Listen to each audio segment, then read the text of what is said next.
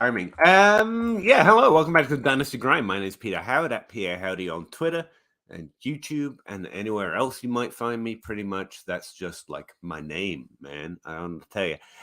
We talk about Dynasty every Wednesday night from 9:30 till when most of us go to bed. So really, drop any questions or comments you have about Dynasty or fantasy football in general, or life, I guess, but we'll probably skip those in the comments box of whatever streaming platform you're watching on. Or if actually, I got a DM about this the other day. If you could only watch after the fact, just DM me questions or ask them on the YouTube video, and I'll bring them up on the show if that is something you're interested in. We're interested in talking to anyone at any time about Dynasty and fantasy football. So any way you can communicate with us is just fine by me. Yeah, week 16. You know if you're in the playoffs or not. No, wait, you probably know a lot more than if you're in the playoffs. You probably know if you're in the semifinals by now. I have been tanking in most of my leagues, so like I'm kind of done. I'm ready for rookie season. I've been staring at 2 Dynasty articles that I got to write this week, finish one. Mostly wondering if Christian Kirk or Zay Jones are good now, or if this is just a reflection that Trevor Lawrence is the prospect we thought he was when he entered the league. I think I'm falling onto the second answer there. Anyway, enough vamping. Let's go talk to Dynasty. What's his name? Russ Fisher, Dynasty Outhouse from the Trade Addicts podcast, and Zach Reed from the Dynasty Dummies podcast about some Dynasty. Thanks for joining us, and yeah, let's get to it. I did not plan to hit the button in time, so there's this awkward pause.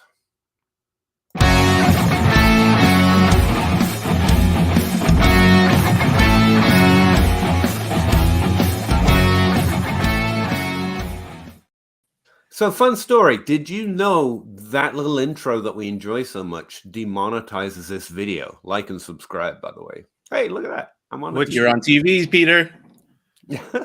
So, wait, what? What demonetizes the... YouTube says that little introduction, that it's owned by someone else. Oh, so you can't make money if you use that. Yeah, I mean, you know, I not that the sense it would make me... well, actually, they're pretty important to me. I live on cents, but yeah, it is. I asked Addison about it. He's the one who made it, and apparently we're appealing it. But I thought that was a little nasty of YouTube. Like, that's a fun little introduction. Why are you gonna hurt us that way? It's really weird being behind that particular section. Like, I've never been there before, and there's all these weird menus that tell me things. It's weird. It's almost like being a giant evil corporation is evil and corporate. Maybe. I didn't find it particularly evil. I just thought it was interesting. Especially when people watch the Dynasty Grind. And more people than you would think watch the Dynasty Grind after we finish. Like 300 people every week. Or at least for 300 views. And they watch it specifically between the hours of 6 a.m. and 6 p.m. Awful scatter between those hours. But I want to know who's tuning in at 6 a.m. That seems like it's got to be a time difference thing, don't you think?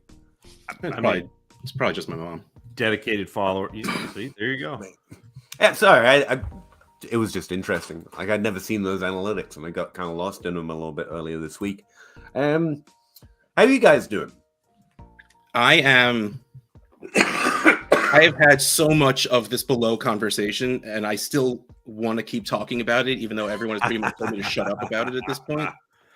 And Bob asks this because we have a group text of me, him, and John Bosch, and clearly the three of us are all for there being no trade deadline, and we just keep screenshotting people giving really, really, really bad arguments and then getting really, really upset about it whenever. Yeah. I absolutely think you should play in whatever league you want to. We said that before. But yeah, I think honestly all the arguments for it are stupid. Like, it just means it's at least 6 teams just log off. Like, the things you could do with Isaiah Pacheco or Jerick McKinnon right now alone justify having no trade deadline. Like, I mean, that's... Yes, 1,000%. And that's honestly what taught me the lesson. Melvin Gordon getting hurt and me stuck with this no-name Austin Eckler on my team that I wanted to move for a second because it was playoff time and I couldn't. You know, like, but I'm not going to get into the entire argument unless we actually want to go there, but Actually, the thing I have always found insanely interesting is we will argue that there should not be a deadline. People on the other side don't argue there should be a deadline. They argue there shouldn't be no deadline. Their argument is always bad things happen when there's no deadline. There is no argument for this is why a deadline is good. So I play in both types. So Russ, the leagues that I play in that you commission obviously have no deadline. The leagues that I play in that Kyle commissions have deadlines because he's staunchly on the. It doesn't matter to me one way or the other because I can morph my strategy to. But I do like for the deadline. I do think it creates this interesting flurry of activity right at the deadline, and I think that's fun. Like we do. Although we haven't done it in a while, but we have done like trade day. Mm-hmm. So like before, and this is a home league, so like we can all get together. Although now we don't, but like we used to do a day where we would get together, and you would just like it would be like draft day, except for this was trade day, and so you'd go and do this day where you would make moves and hang out and every now and then. A couple of guys would go off into the studio room and they come back out and be like, okay, well, this is what we did. Then people are like, oh shoot, well, we got to do this. And, and so like that part of it to me is fun. Also, not having a trade deadline is fun. Although I'm a little irked at the offers I'm receiving for Travis Kelce on my team that just got knocked out of the playoffs. Not just by you, Russ, not just by you. I don't think it wasn't I will bad, give you a single first. Do it. No. Russ offered me like it was not a bad trade, but it takes my team completely out of contention next year. No. Yes. I would say I thought it was better than that. Travis Kelce is such an advantage. Oh, well, yeah. But I remember Juju was part of it. That's all I can remember. It was Juju and Christian Kirk, they're both fine. They're not bad players. Oh, but Travis Kelce outscored like. Was there nothing more than that? That was it. Then I must have missed something because I really attack on me. Which again, because that's low. I get that's low, but it's not like it just like and I've received like 3 or 4 offers for him, and I'm like, that's not gonna. And I even received an offer that had Mark Andrews in the offer, which is nice. I can't sell Mark Andrews for the life of me. But it was Mark Andrews and Mixon, which is I'm like that's a fair offer, but. Joe Mixon doesn't do me much good. He doesn't do anybody much good right now. And like who knows next year? And like I don't need another aging running back. What's up, Pete? Yeah. I'm just wondering at this time of year, like I actually prefer the argument there should be no deadline or there should be a single day. It should be the exact opposite. Just hearing you talk, Zach, I was like, that's the opposite argument. Have it be one day. Which encourages trading specifically. Like you have to get a trade done right here. Instead of having a deadline, have a day. Well, but the completely opposite way. The day that's is part actually of interesting. The day is part of the deadline. So like you have the deadline, but we also had the trade day, which was before the deadline. That I'm saying like I would be more interested in that argument than when I either think there should be no deadline or it should be the ultra opposite. Like you can only trade on this day or in this week. So like excessive of trading. Because both are trying to encourage more potential for trading, right? If you have a specific time window, then everyone has to suck it up and get something. Oh, they're not going to get it done. That's a fantastic. I like that idea. So many people ask, like, how do you create activity in a league? Hunger Games, one day a month. That's all you can trade. The cornucopia. You have to run. And so many trades I have walked away from, or other people have walked away from, and I know the thought is, I'll think about it because you're not ready to do it. But like, if you have to decide, I think that's more interesting than when it should be. And for me, have none or have. I don't like the idea of an earlier than your playoffs trade deadline either, because I think you're just you're basically increasing variance. Like because there's more chance for injury and less chance to recoup and It's like overcome drafting that before the injury. NFL draft. Who But wants like, to take a like shot? I understand people that like want a trade deadline at the play. Like, I get that. And again, I'm not hardcore one way or the other. I enjoy playing both types of leagues, and I approach them differently. Well, yeah, like that's the thing. You always play for the league you're in. It's silly to ignore the rules you're in, but it's also okay to have a preference. And I will always, well, not start this conversation because I get pretty excited and I just jump in, but I'll stop myself after a couple of sentences and be like, okay, important thing here is you do what you like. You do what makes you happy. This is a game. It's supposed to be fun. That's the point. Unless you play 2 tight ends. That's wrong and you should be ashamed of yourself. But I mean, if you do have a deadline, I can't understand the reasoning for having it earlier than the kickoff of playoffs. And again, this is for Dynasty because this is a Dynasty show. Redrafted needs to be earlier. I get it. That's fine. But I have yet to have it's funny. I came up with the only argument for a trade deadline, and it's not a good one. It is a very, very small piece of it. When you are coming towards the playoffs, when week 14 now ends and it's almost week 15, or it's just about to be week 14, and I have these players on my rebuilding teams like Cole Kmet and these wide receiver 3s, tight end 2s, and I'm like trying to package them up to go get some picks from the competing teams, and nobody wants them because they don't have to do it right now. Right. So that's what I mean. I think that's my one reason to have one. It would be to ultra trade deadline it, and because I think the only reason to have a policy around trades is one, to cheating, which is actually I think a much smaller problem than as many rules as we have around it, than people let on, or two, to encourage it or make it more possible or more better for the league to encourage value switches from one roster to the other. So I think you should have none, or you should have a single debt, because I think a trade deadline, an exacting one, could encourage trading. Like, that's the only reason I can come up with. The other question I wanted to throw out to you guys, because I've not done anecdotally, I think if you're trading right now for running backs, you're more likely to be overpaying long term for a player who has more viability than a wide receiver. Like, I'm more likely to believe Pacheco or McKinnon can score points next year than Chris Moore or Zay Jones.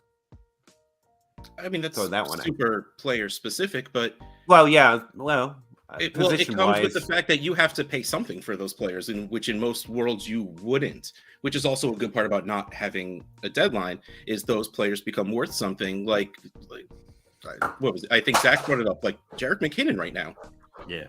Literally, you should not be able to trade him, but he's the RB3 in the past 4 weeks.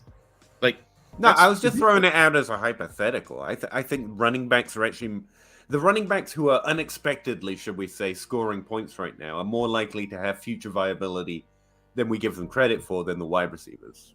Too many wide receivers have short playoff spurts, I feel like, and then I think running backs always do. I mean, Derrick Henry was the king of it for his first 3 years of actual production, not when he was stuck behind DeMarco, but he spent 2 straight years, and I got burned every time, of him doing really well in November, December, because let's face it, he's gigantic and huge and no one wants to try and tackle him in the cold. Yeah. And then I'd be like, this is it. This is his season. I'm going to get so many shares.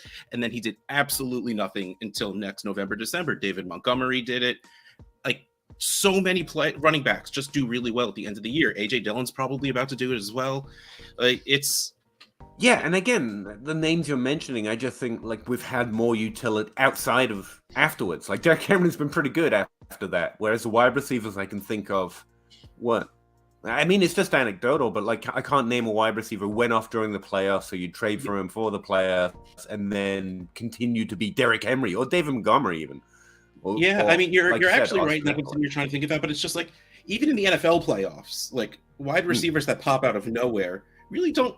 And it's funny that you say Chris Moore, because when he was on the Seahawks, but yeah, he did really, really well in the playoffs. Okay, fair enough. A couple of years, I can't even remember when it was, and we're like, all right, this is the big guy now. This is the replacement. And of course, DK Metcalf. I didn't even remember that. That's awesome. Okay. And yeah, there was a couple of big dudes on Seattle every single year that would even do it in the Super Bowl. Was it Chris Matthews, I think was the guy's name? Caught like 5-6 passes and like contested catches in the Super Bowl. And we're like, all right, cool. He's going to be the new wide receiver. Oh, wait, what? He's not on the team anymore? Okay. All I know is that I'm really glad that I have my Tim Hightower shares, who won me back-to-back championships because he played 3 games in 2016. Yep. Fair enough. All right, Bob, that's way too much conversation for you and your bait question. There you go. Gavin Grant, Bob, just to prevent owners from going all in, then losing and abruptly leaving. This isn't a rule problem. This is a people problem. This is the same thing with tanking. Bob says it next. Let them leave. That's the right answer. You don't want that person in your league anyway. Yeah. That has nothing to do with the rule. That is absolutely that person, and you want them gone. SU too, buddy. Sun God and the 2023 107 or Jamar Chase. Jamar Chase. Chase. It's Chase. I got caught up trying to say Sun God and Amon-Ra at the same time, and I don't know what was about to come out of my mouth. That's okay. It's Christmas. It's really terrible. In Trade Addicts 3, he went for the 103. I thought that was just. I was happy about it because I'm like, okay, finally we're seeing his trade value maybe sneak up towards what his ADP is becoming. Yeah, and I honestly I don't mind that. Like, but also Bill is a Lions fan, so he completely admitted there was a little bit of homerism going. But like, he found a way to sneak up to the wide receiver 3 at one point, got hurt, and never really climbed that far again. But he's still scoring a lot. Russ, there's no reason to show that he'll slow down in the future. So he probably should be worth that much. What did I say to you about Jackson Smith and Jigba? That he was Amon-Ra St. Brown, but better. But we knew know he's coming. We knew it ahead of time. Yes, right. That's what he is. Like, he's Amon-Ra St. Brown, which is awesome. Yeah. But he's gonna go 103, 104, 105, 106. I mean, so he's gonna go somewhere in those top 6 picks. So, I mean, do you think? Well, if you get JSN at 107, do you think this trade looks better? Well, see, here's the thing. They will never reach the heights of Jamar Chase's value purely based on how they play football. Yeah. So that's how while your team will probably look better in the long run with having Amon-Ra, and if JSN becomes Amon-Ra, like if they are the same thing, right, your team will be better off in the long run having both of them. But Jamar Chase. I mean, that's all you really have to do. You go Jamar Chase. Well, and there's no guarantee that JSN or Jordan Addison fall to 107, and then you've got a there's more 107, maybe a boat. To me, the real delineation of like players that I want right now. I'm gonna give you 2 quarterbacks. I don't know if they're 2 quarterbacks, but we'll say they're 2 quarterbacks. Everyone's telling me there's 2 quarterbacks right now. There are 2 top tier running backs to me, and there are 2 top tier wide receivers to me. So there's your 6. How many wide receivers have you gone through, by the way? We haven't talked about it lately. I've gone through 5.5. Okay. Do you remember off your heads which the 5 are? Yep, I do. So I've gone through JSN. I've gone through Quentin Johnston. I've gone through Jordan Addison, Josh Downs, and Parker Washington. And I'm working on Rakim Jarrett. I don't think I've ever heard that last name. He is fun. Where's he play? Maryland. Oh, I'm in. Yeah. Oh, he's Maryland fun. Wide receivers. I mean, give me Steph Diggs and Torrey Smith all day. I'm in. He is the first wide receiver I've watched that actively processes toe drag on the sideline. Like, you can see him go, oh yeah, I gotta get this foot down, even though you don't have to get that foot down in college. You know me, that's my jam. Yeah, so that he's got that toe drag swag, so it's fun. Yeah, I lost track of that conversation. I was watching a guy being told he's going to the Pro Bowl and getting all emotional and lefty on it. I saw that video before. I know, it's awesome. The way I thought about this one, if it helps anyone at all, is I default to I can get anything I want for Jamar Chase, whereas the 107, whoever I draft, and Sun God, it's more based on am I trading with the right owner? And that's why we always talk about they're worth this many draft picks, but that's not an exchange rate. Like, this is fair, probably in a value calculation, 2 firsts plus a first for Jamar Chase, 3 firsts, but they're not actual currency. Like, 2 seconds isn't worth 1 first. Amon-Ra on a 107 isn't worth a top tier player because of that value difference to how many teams can you trade that to on average? And Jamar Chase trades to everyone at top rate. Yeah. Amon-Ra's got some variation. The 107's got some maybe in it. So, yeah, if that's any way of a better explanation. Mike Mitchell We've Wood. been here all night. I don't know what you're missing. Yeah, Mitchell, your phone is way slow. Has it started yet? We've been going 20 minutes already. Yeah, we're just naturally slow, Mitchell. Did you saw I put you in my latest YouTube video? I was like, I gotta clip the fellas in here. I've got Zach getting mad at me because I talked about Kyle Pitt. I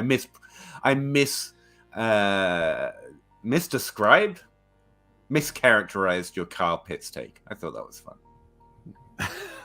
No? Okay. SU, apparently it hadn't started yet. We were still talking about something else behind the scenes. See here. They've already been paid next year. Okay, yeah, we've been paid the full amount. Lakers. Does it make any sense to trade the 107 somewhere in that range? Yes, 107 to 10 absolutely. for Andrews for next season. I am so angry with Mark Andrews right now, but the answer to this is absolutely still yes. Especially since you didn't say super flex anywhere, so 10 team, even non-super flex. I know that he didn't do very well for the past 6 weeks. It's the same thing as Kittle. It was the same thing as people being upset with Kittle for the first 7 weeks when he was hurt. Mark Andrews is hurt. He's playing through a shoulder and a knee. George Kittle was playing through they are still He's lost those his quarterback, guys. his supporting cast, and his knee. Let's give him a break. But I would say send the same offer to the Kelsey, the Pitts owner, and the Andrews owner, and see which one bites. And I think you're laughing either way. Yeah, I think all three. Yeah, the answer is absolutely yes. I'm just insanely bitter right now. That's fair, but you're wrong. It's fine. No, I still think you should do it, but I'm still angry. I mean, Russ, one of the teams that I got bounced on had both Andrews and Jonathan Taylor. So bitter me. I feel your bitterness. The one team I got bounced in. Okay, so here's everybody. Lakers with bitter, angry old boomers. There you go. Everybody's argument about. I'm a Gen Xer, Peter, not a boomer. I'm a millennial, but whatever. Boomer's a funnier word to say. I'm in between. Carry on, Russ. So, man, my brain just froze. Everyone is afraid of people selling out. Oh, you're just going to buy the good players during the playoffs, and then you're just going to buy your victories. I paid for Devontae Adams and DeAndre Hopkins before the playoffs started. So even if there was a deadline, it would have been before it.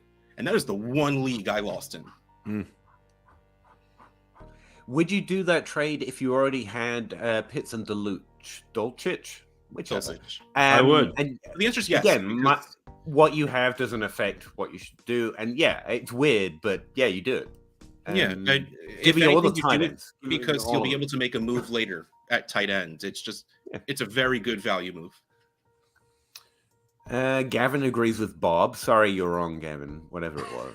No, that's letting the guy leave. No, that's the right answer.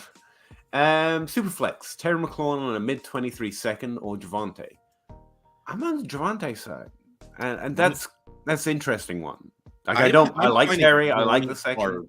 To pick Javonte sides. I think this is Javonte, but I do think McLaurin is an interesting buy. He is. Yeah, you're right. Yeah. And those seconds, actually, I was just talking to someone for the Dynasty Crossroads, and their thing was trade for 23 seconds. Might be somewhat underrated. Seconds are seconds are seconds are seconds are seconds are seconds. The good classes are not deep. talent-wise, they're deep in the top talent. That's what makes a good class. Seconds are seconds are seconds are seconds. There's Oh, gonna be a I crap agree. shoot. So I Kane do says think that in there's a like 10 class, good running backs in this class, so they'll spill into the second. I think the running backs. Yeah, but they're could not all going to have a disband some of the landing wide spot. receivers. They might now. Have you looked at the list of free agent running backs? Yeah, but these guys will be cheaper. Yeah, but Saquon is like the third best free agent running. Like this is a free agent class, man. That's fair. Yeah, he might not be the third best. He may be the best, but yeah, I was about to say. I mean, like McCaffrey's been re-signed already. Dalvin has been re-signed already. Oh no, I mean that's a year early. Chubb has been re-signed. He's been re-signed, right? I don't know. I'd have to look. Well, I'm taking the McLaurin side on this. So we could just move on. No, it's fine. I think if this was 2017 or if this is a 2017 level draft, seconds makes a big difference. I don't think so. I'm with Zach. I think it's going to be a great class. I don't expect to get Chris Godwin in the second round like we did in 2017. I don't think it's like the odds are against it. So I'll take Javonte with the upside of running back there. The interesting thing to me, like Javonte and Breece Hall, to me are like buying Saquon when he was injured with his knee injury. See, like I think Breece will trade for a lot more than this. But yeah, he probably does. But like the extent of Javonte's knee injury that scares me. That is a different thing. But again, Gavin, who do I sit? Not Higgins. T. Higgins, Monty. Are we sitting one of those? David Montgomery? Yeah. Yeah. ETN. I think that would be my answer. I get that Swift hasn't really done super much, but Jamal Williams has been doing less and less, which means if the running game is... It's kind of been sharing it more, right? Jamal Williams hasn't been doing much, in which case I think that leaves room for Swift to do a little bit more. Plus... I mean, they screwed up his touchdown this past week. They went to the wrong guy. No, they had a penalty. Like he scored a touchdown. They had a did penalty. he?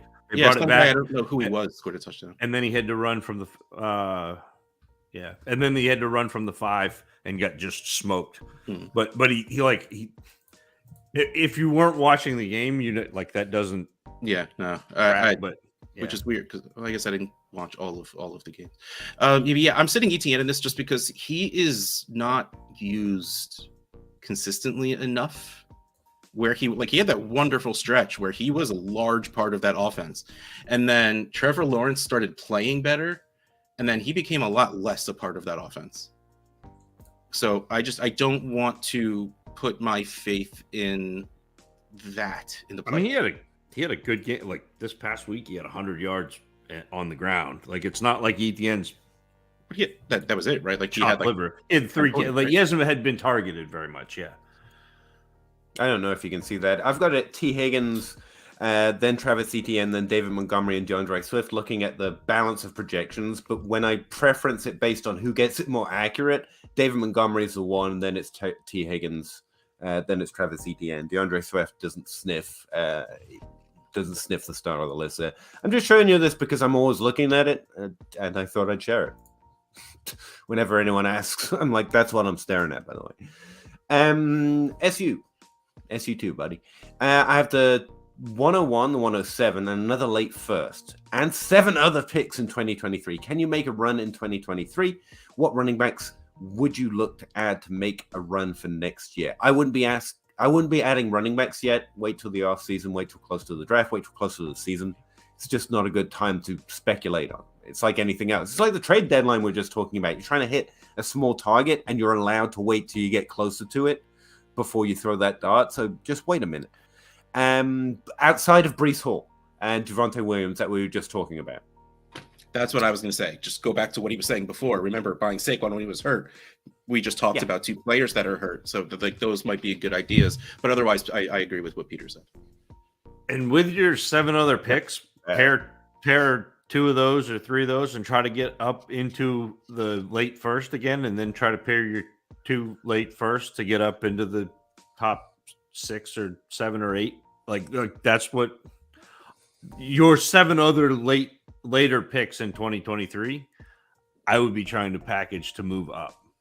Yeah, and especially if you can, like, think about it. Like, you have the 101, so you're going to get Bijan, so that's good, right? That's what I hear. That's good. Yeah. And then if you can hopefully not use, like, you take some of those seconds, like he said, get up into the first, and then take your latest first, put it with the 107, get up to the 104 on the clock, so you can see if that's where the running back needs to fall, and then you get whoever the RB2 is, which right now we're saying is Jahmyr Gibbs, but like you can walk out of this draft with the running backs you need to make a run next year, and then you will probably still have some extra picks to go do something with when you need them. So, like, honestly, like right now, unfortunately, if you're not going after someone like Brees or Javonte, you're sitting tight until we have a much clearer idea of what draft order ADP outside of all of that. I would be looking to trade some of this for more draft capital later. Don't like pull a Browns where you're like, I've got all these picks, I have to make them. Try and get some future draft capital as you make trades. Don't put it all in the 23 basket, even though it's meant to be a really good class. You're in a position to try and do everything, so try and do everything. Just throw that out there too. Mm-hmm. But take Bijan at 101, obviously. FF Lefty, hello, good evening. Jalen Hurts, why? Sorry, just in mourning. Carry on. Yeah, that sucks. And he might play this week, actually. I don't know how comfortable everyone is at starting him, but I think right now, suggestion is he could play. If he starts, I play him. That's just... Yeah, right now he's projected to play. Yeah, that's where I would be as well. I've actually had an interesting conversation in Discord, as I always end up doing. I think... I don't know how to start this. I have Jalen Hurts above Justin Herbert and Joe Burrow, like significantly. I have those two ranked significantly low compared to average because I have Hurts and Lamar above them, which most don't. But like I'm really interested in trading into Burrow and Herbert because I think the sense seems to be the minute the points per game difference isn't there, and which can always happen because all these players are good, or hurt. Like everyone will say, well, of course Herbert and Burrow are better than Lamar and better than Hurts in Dynasty because feelings. And I think, especially based on how significantly different they're scoring and how close they are in ADP, means like there's this tension and people are ready to just demote Lamar and Hurts significantly down. Now, again, if you're competing, it doesn't matter. You just want those quarterbacks that are going to score you points. But it came up because someone had a Herbert for Hurts trade on the block and they were getting a plus. And I was like, I think you keep Hurts because you're competitive, but that's a really great trade right now because Herbert isn't bad. He's going to score you some points and you're getting extra value. And I think the minute the off season's here, the value is going to snap. It's going to be Hurts below Herbert. I tried to one of my leagues where I am rebuilding. The only 3 assets I have that are worth a darn besides draft picks, I have Tua, Herbert, and T. Higgins because I'm me. Mm-hmm. And the guy who has Hurts is first seed. He's been the one buying most players and all of this stuff. And he put it out there. He's like, look, I am willing to do something stupid. So send me something with a good quarterback.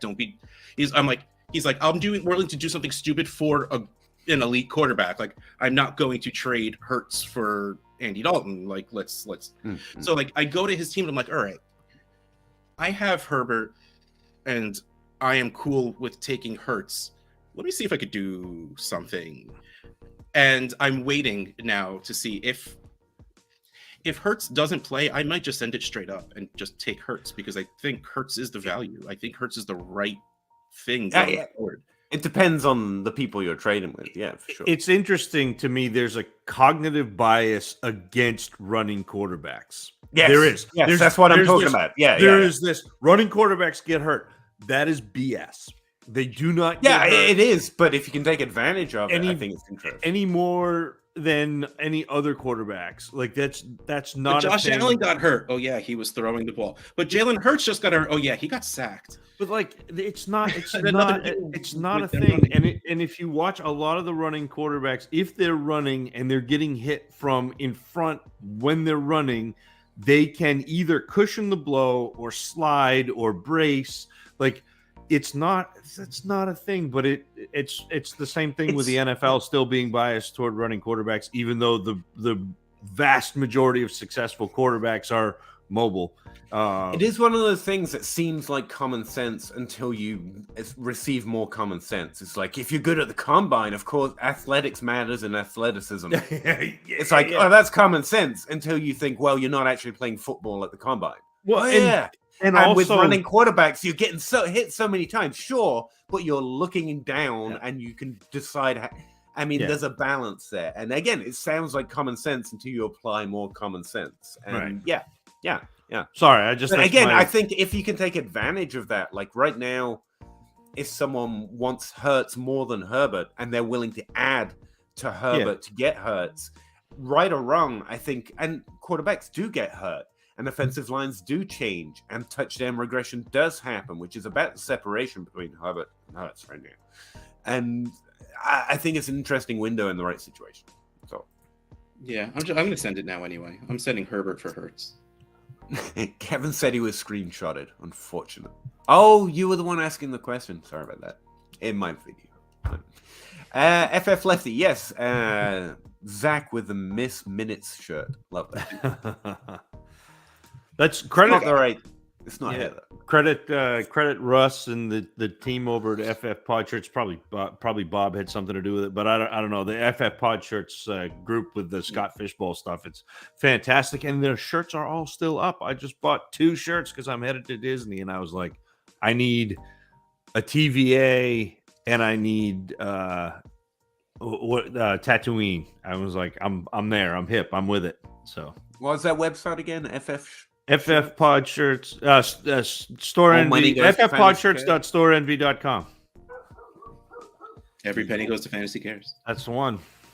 That's the only reason I mentioned. Don't skip Clinton though. We got to go back to Clinton. Clinton and me have got a thing. We don't like it. No, I'm kidding. Clinton. So pick 4, start 10, half point PPR. Pitts, Dobbins, Mike Williams, Kirk, ETN, Walker, Garrett Wilson. Needing to win this one to get into the ship after being the 101 last year. Awesome. Well, we decided ETN's in. Yeah, I put ETN. I think Pittman's got touchdown. I like Pittman as a start this week. Mike? Are we choosing 4th? Okay. If Mike White is back, Garrett Wilson is a surefire one of these 4. I mean, I think you sit Mike Williams just because, honestly, I think I sit start 4. How many do we have to sit? 1, 2, 3, 4, 5, 6, 7. All right. So I will say off the bat, I am sitting Mike Williams and Christian Kirk. Without even thinking about it, those 2 are the bottom of this for me. Christian Kirk has been backseated by Zay Jones, and not to mention they're playing. I mean, whoever Sauce Gardner feels like being close to isn't catching the ball. So yeah, those 2 are definitely out for me. And then if it comes down to Pittman, Dobbins, ETN, Walker, and Garrett Wilson, I have no freaking idea. I guess I sit ETN. Pittman, Dobbins. I don't know if it's right or not, but I think that's where I am. I'm so bad. I hate start sit. That's why I don't have depth on my teams. I don't want to make decisions. I mean, right. I still think ETN and Kirk are probably starts for me. 4 for 4 loves Mike Williams this week, and you can see why. He's in a 46.5 game total against Indianapolis.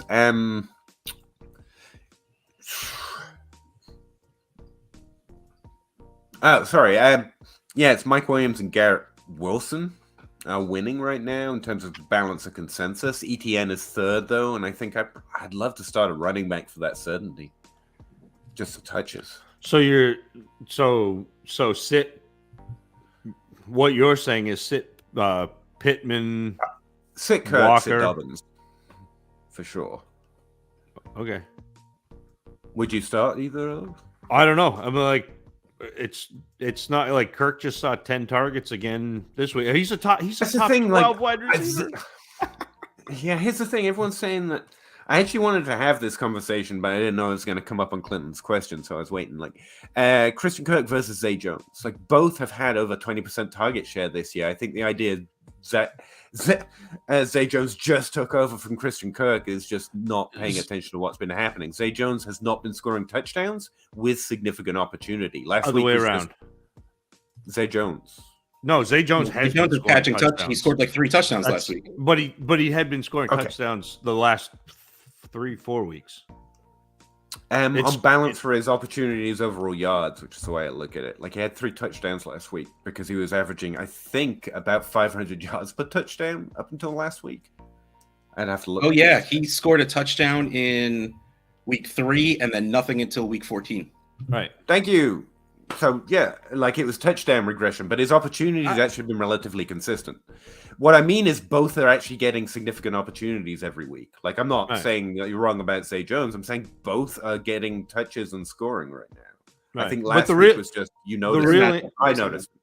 The real answer, though, to your title question of this week's show is Calvin Ridley. Yep. Sorry. Yeah, I mean, it is, because it's going to be moot next year. Yeah, that's kind of what I'm writing up for my article this week. It's like both are doing well, and I would trade both of them away. Like, I don't like, and that's what got me onto maybe the wide receivers you buy at this time of year are not the ones that you want. But then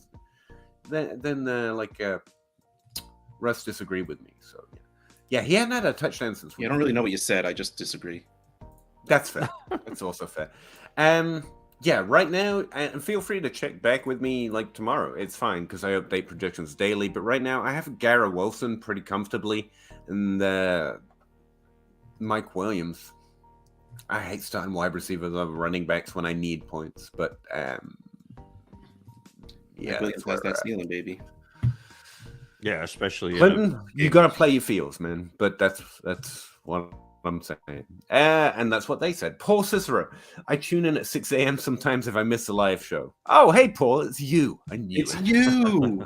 I didn't know it. Mitchell Wood. I traded Swift in PPR for a 23 first, a 23 second, and a 24 first. Good deal. I love it.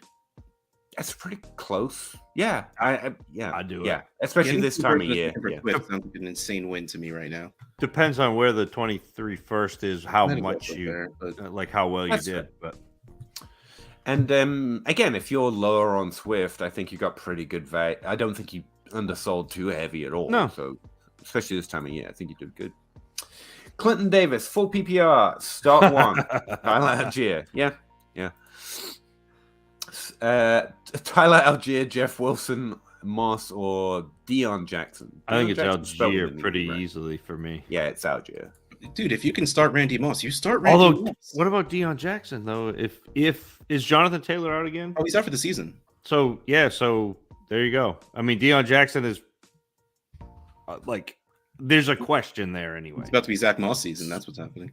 Ugh. Deion Jackson, Tyler Algier, Jeff Wilson in order. So you start Deion Jackson. Yeah. If you start one of them. Which is weird. I thought the answer would have been Tyler Algier, but it's not. Well, but taking over that whole and that's what Jackson did earlier in the season. Kind of had that entire role in Indy. So yeah. Jake Throwbridge. I do play 2 tight ends, and I am ashamed of myself. I don't have no words. Did anybody else besides me see Jake's Love Actually fantasy football? Actually, you need to go to either Jake's Twitter or it's like Fantasy Life Twitter. Go find that on Twitter because it was fantastic. It was well done, hilarious. Yeah, he is. He's great. He's freaking hilarious, like annoyingly hilarious and good looking, and has a great voice and good podcast too. I'm just saying. Yeah, I know it's not part of the DLF family of podcasts, but we can still say it. It's a pretty good show. I don't recognize any podcast not on the DLF network. I'm sorry. Do you podcast again? It's a podcast. I was actually trying to find it. I'm sorry. I don't know if it's just me, but Twitter's. I can't search a tag or search for people when I go to The search on Twitter It's is like they didn't did you try. mean this person in China? Like, Yeah. no, I did not mean It's that so bad. person I do not know. Thank you. So bad. But yeah, sorry, Jagger, I'll look it up. But apparently it's great. Everyone should check it out. Andrew A. Trade day sounds like a great idea. Andrew and me get along great, unlike me and Clinton. Andrew A. and me are like this. I agree on having the deadline late if you have one. Rookie wide receivers tend to break out third quarter. That's true, actually. Rookies do average more points per game the further into a season you get. And this rebuilding, you can identify the ASB and better value while liquidating. Yeah, I think rookies are probably the best argument for trading for wide receivers later. Todd Radmaker, what do you think of an idea of having a 1 week during the offseason where all of the trade negotiations are totally public and in the open? What does John Bosch always call it? Like table talk. Table talk, yep. I love that idea. Well, Yeah. okay, so I'm for it. when I was creating Trade Addicts League, the first one, I brought this up as an idea, as the way to be, because I heard it once and it was just so intriguing, and I'm glad everyone hated it. But so Zach and I would go back and forth, and we make a deal. That deal is then posted on the message board. Then everyone has 24 hours to reach out to the two of us and offer something better than the other person is giving them. I mean, I think that's more or less what this is, because I don't think anybody wants to sit and listen to people negotiate. Well, that's a lie. It's like an outhouse challenge, but constantly and for everyone. Yeah. Like if you don't do something, this deal gets done. Everyone has said that this does not work. I would love to try it for a little bit. It's obnoxious. Because if you're John Bosch, it's no big deal, because John Bosch is, I send an offer, you either accept, you decline, we move on. I fucking work for that stuff, man. Like, every once in a while, it takes time, and then just to get undercut at the last second, and yeah, they got a better deal, good for them. Should have gone fucking looking for it. I don't know. I kind of like the living game nature of fantasy. It's like Monopoly. People are constantly bickering, but also openly trying to bend the rules with each other to make the game make more sense. And I like that part of Dynasty. And I like the idea of doing more things that will make people more mad, but also make people more willing to bet, what can we do here to make this better? It encourages communication, encourages talking, encourages deals, encourages making moves. And so, yeah, I kind of like the idea, man. Can I just get in this DM thread? I don't want to be in the league, but I want to just have notes on everybody's trade negotiations. Yeah, that's the thing. Think of all the notes you could make. How you doing, T? 12 teams, start 8, not in love with anyone after my 102 pick. I have the 104, 110 projected. Who or what should I go after? Quarterback, tight end, or set? What you have, whether you have a great quarterback or tight end, trade up for Bijan Robinson does not matter. Is what I was gonna say. To the trades that I would consider good or bad. In general, yeah, you're trying to get to the 101. Seriously, not in love with anyone after my 102 pick. I have the 104 and 110. Yeah, I would find it, even if you could magically use the 104 and 110, add something else to go up to the 101, so you get the 101 and 102. That's baller. It's someone on my podcast was saying the exact opposite this week, which I ain't getting into it with them, but for a while now, I've been a fan of especially in the rookie draft, don't wait around for who falls to you. I like the idea if all else isn't possible, but I don't want depth in a rookie draft. I want to go up. I want to spend to go get the player I'm most certain of.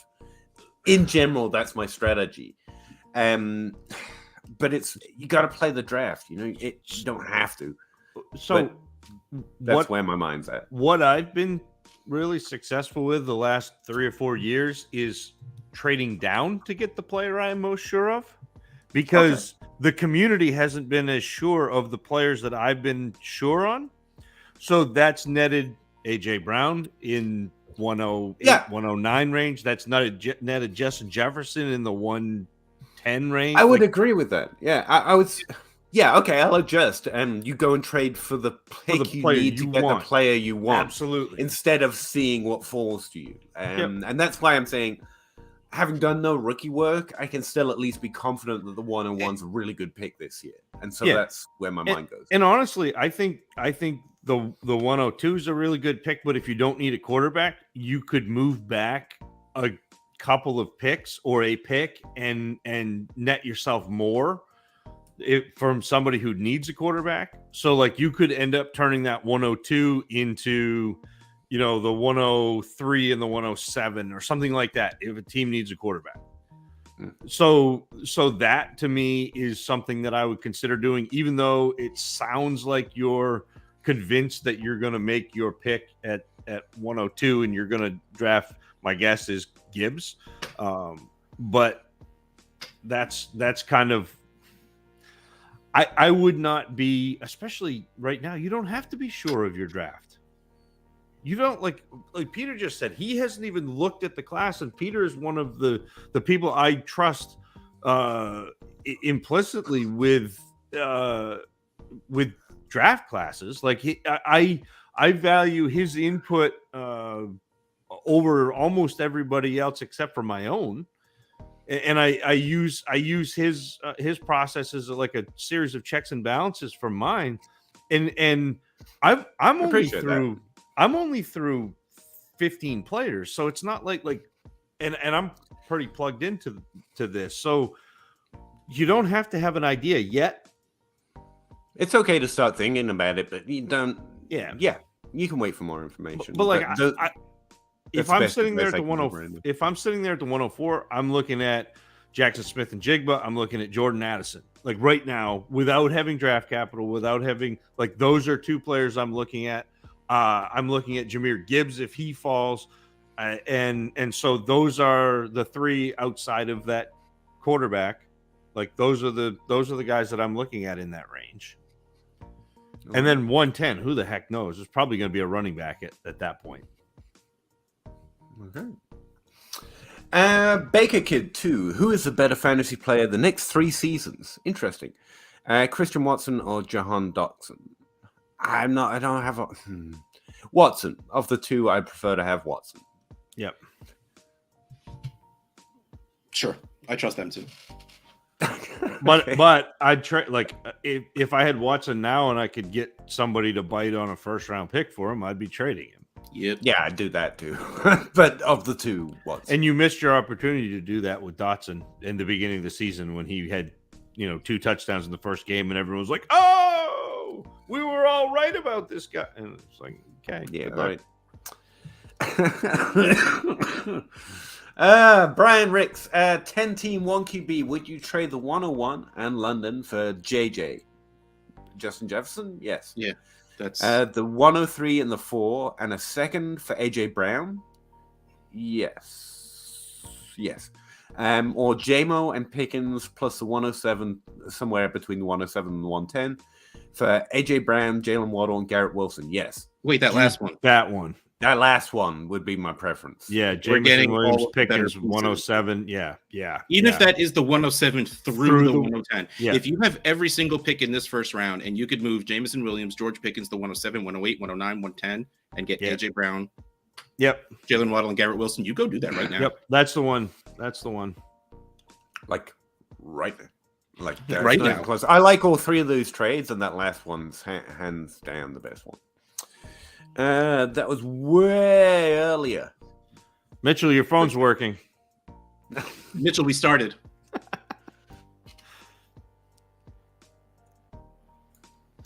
10-team 1 QB non-playoff. I have been shopping. Good for you. Aaron Jones to contenders for buy low pieces in 2023. Okay. What's the least you would take for Jones before you decide to stash him for the next year? What's the least you would take for Aaron Jones? Early second value. I want to get a first for Aaron Jones, but I realize it's probably not super realistic. So if I can get someone that's a young wide receiver 2, give me Jerry Jeudy. I want a late first for Aaron Jones. By the way, Swear, Jerry man. Jeudy, like wide receiver 7 or 8 for the past 5 weeks. I think you do better with Aaron Jones trading him for players.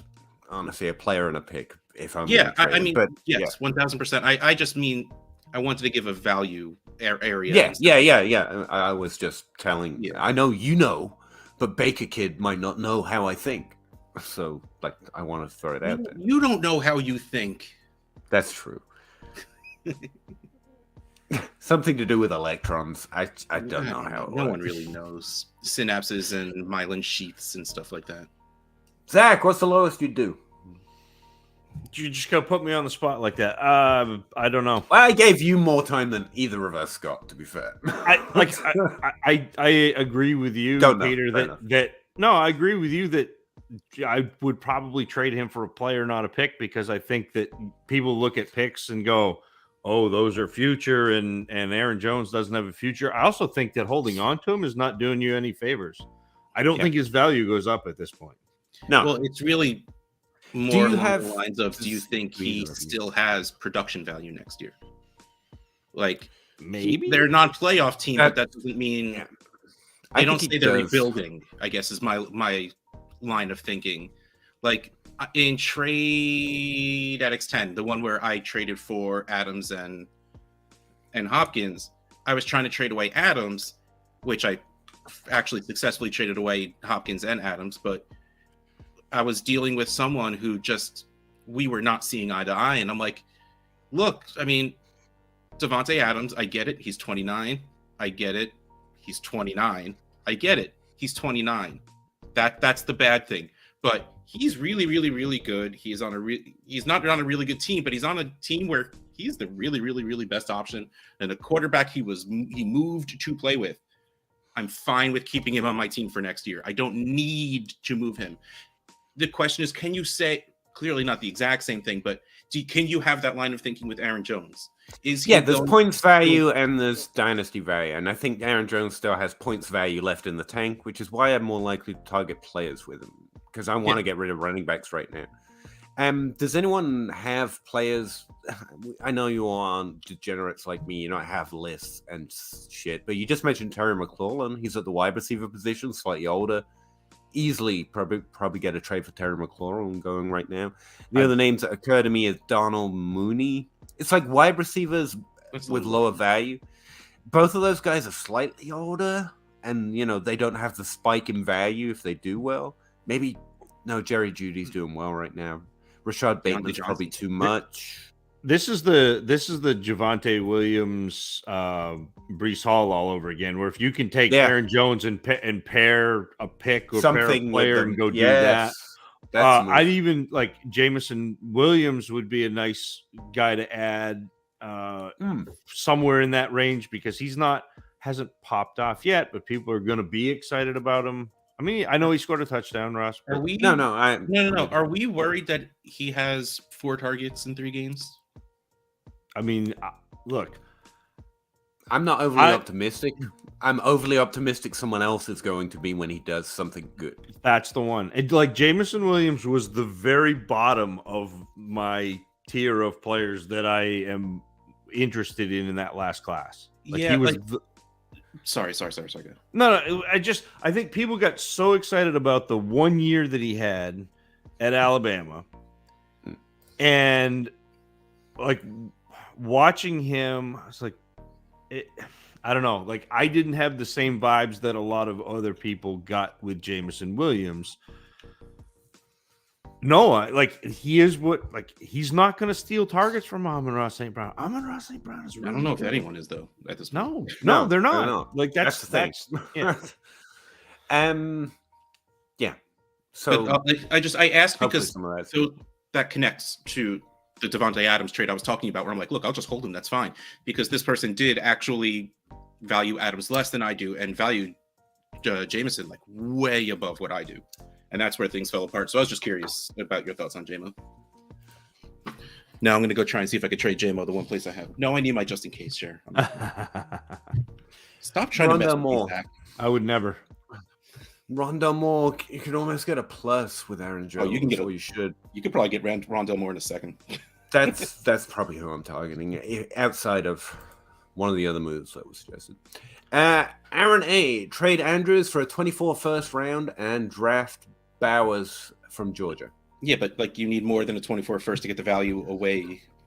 Like, can I get a 23 for like a late 23 first and a 24 first, so I can draft the tight end?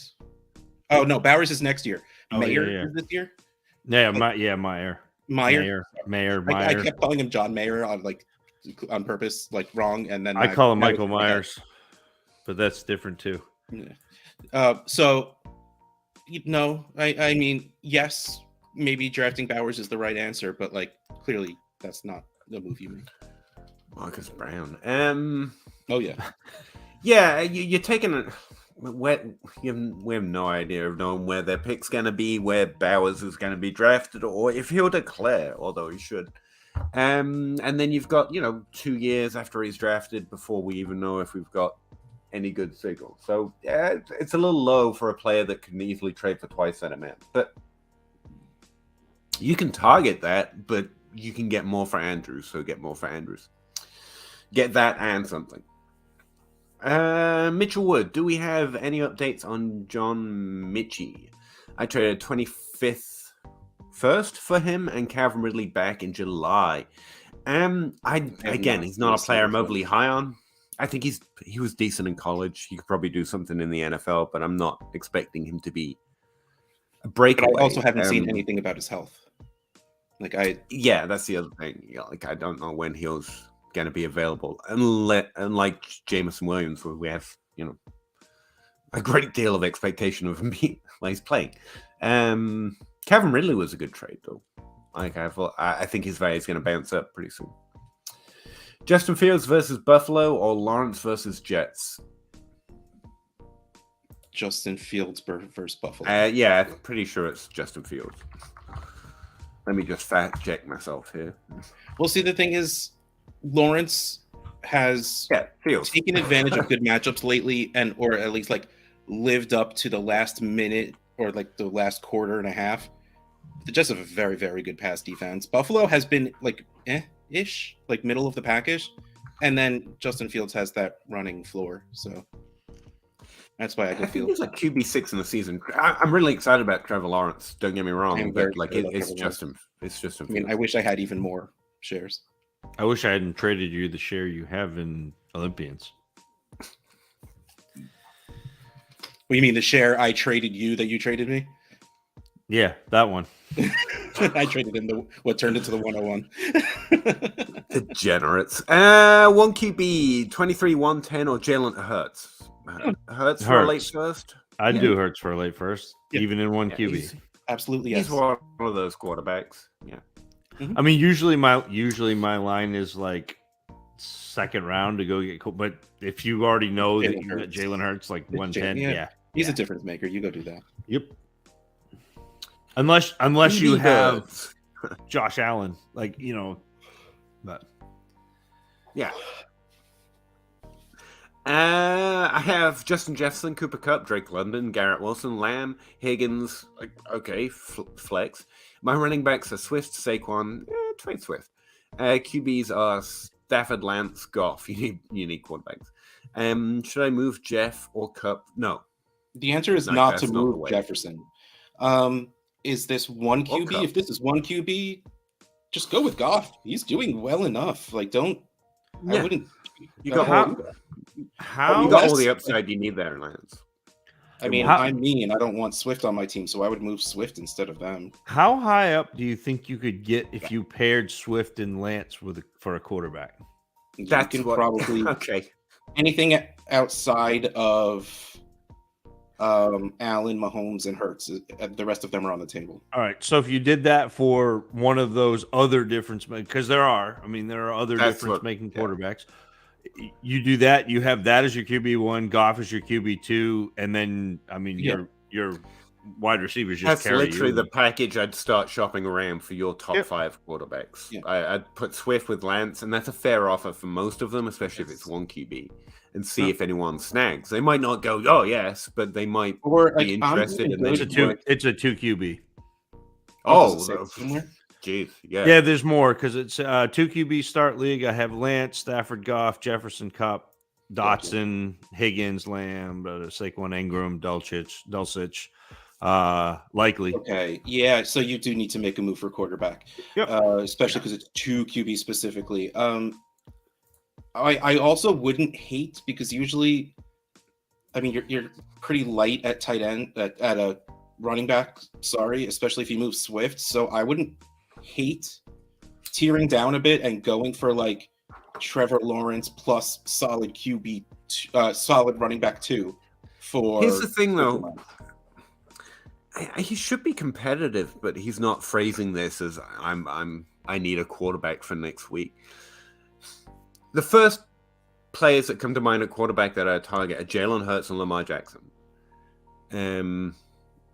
Those are the first 2 I target, but they're in my top 5, and they're the 2 in the top 5 that I have that I think other people can be low on for reasons like rushing, for reasons like draft capital, and so that's the way I go about it. And you should definitely go out and trade for at least one of your top 5 quarterbacks. Dak is another one because he's often underrated, but I get going Lawrence and trying to get young, but like I like Lawrence a lot, but I like those are the 2 that jump off my head or that I go try and trade for. Definitely keep Jefferson.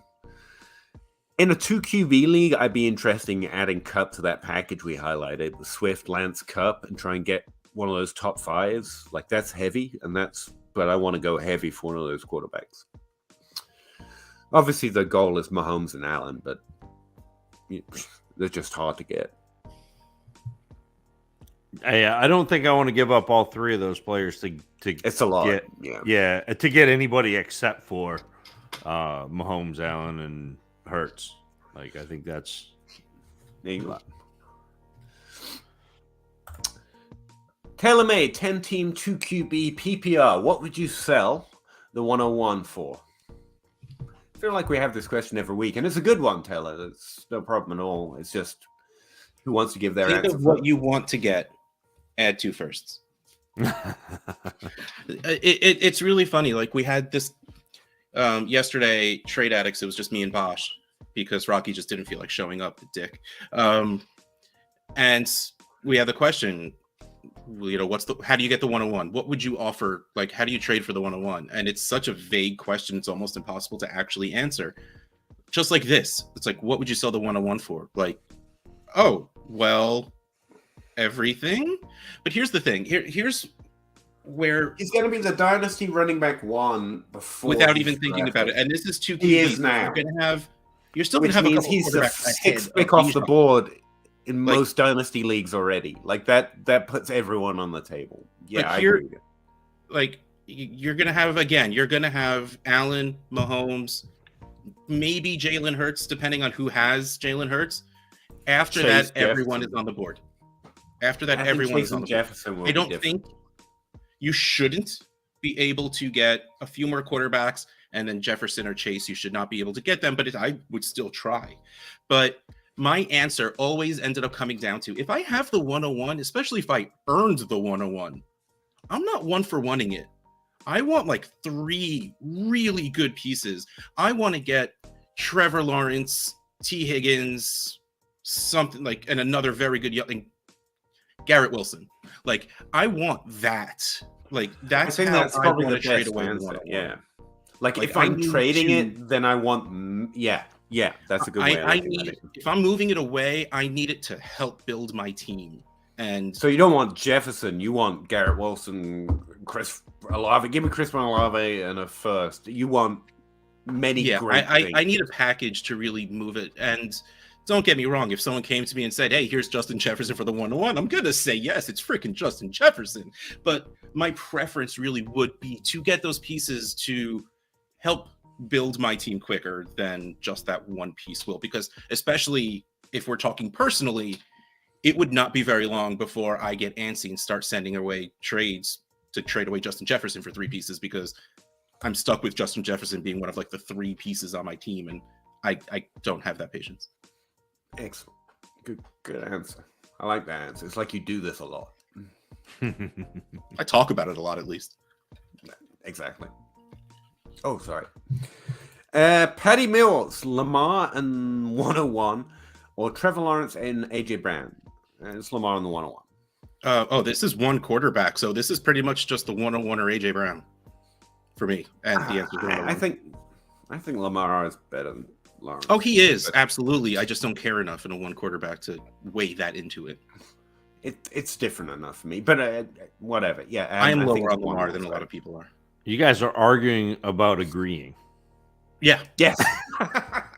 Have you met me? You should see us. You should see us make a food order. It's great. No, we'll go to your favorite restaurant. Yeah, the 101 for me. I think you can do more with it to more people. And if I can't, I'll wait till he plays and then you can. So I love AJ Brown, but yeah, agreed. BB Birds. We just did. That's the same. Sorry. Yep. Andrew A. Right back. He's angry at how behind we are, so he just keeps asking. Do you think ETN fumbles could cost him with a deeper running back class this year? The new regime could get their guy with a third or fourth round pick. Thinking of selling high. Thanks.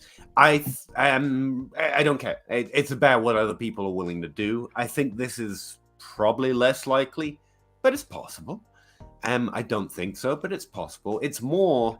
I don't think anyone else is gonna be reacting to ETN's fumble this way, which means I'm not dropping his value, but I am really interested in selling ETN for where he's currently valued. Yeah. So you get into the same conclusion for by a different direction. So I just thought I'd clarify. Peter's been doing the show with you and me, Zach, for long enough that he's actually starting to say smart things now. There you go. No, I was actually thinking on the Swift Lance package, like before I said anything, you guys had already said what I was going to say, and I was like, I either need new friends or I need never to make any more friends ever. Like this is I like that. Like your hours, Peter. Yeah, like I'm done. I've max mental syncope here. Andrea, open trade negotiations hurt seller. Yes, it is. It is not. It's not good. It's just interesting, and the uniqueness of it is fun. I don't want this, honestly, like in Dynasty Awesome Sauce that Zach's in, we do the NFL draft. We do the rookie draft before the strike that, reverse it.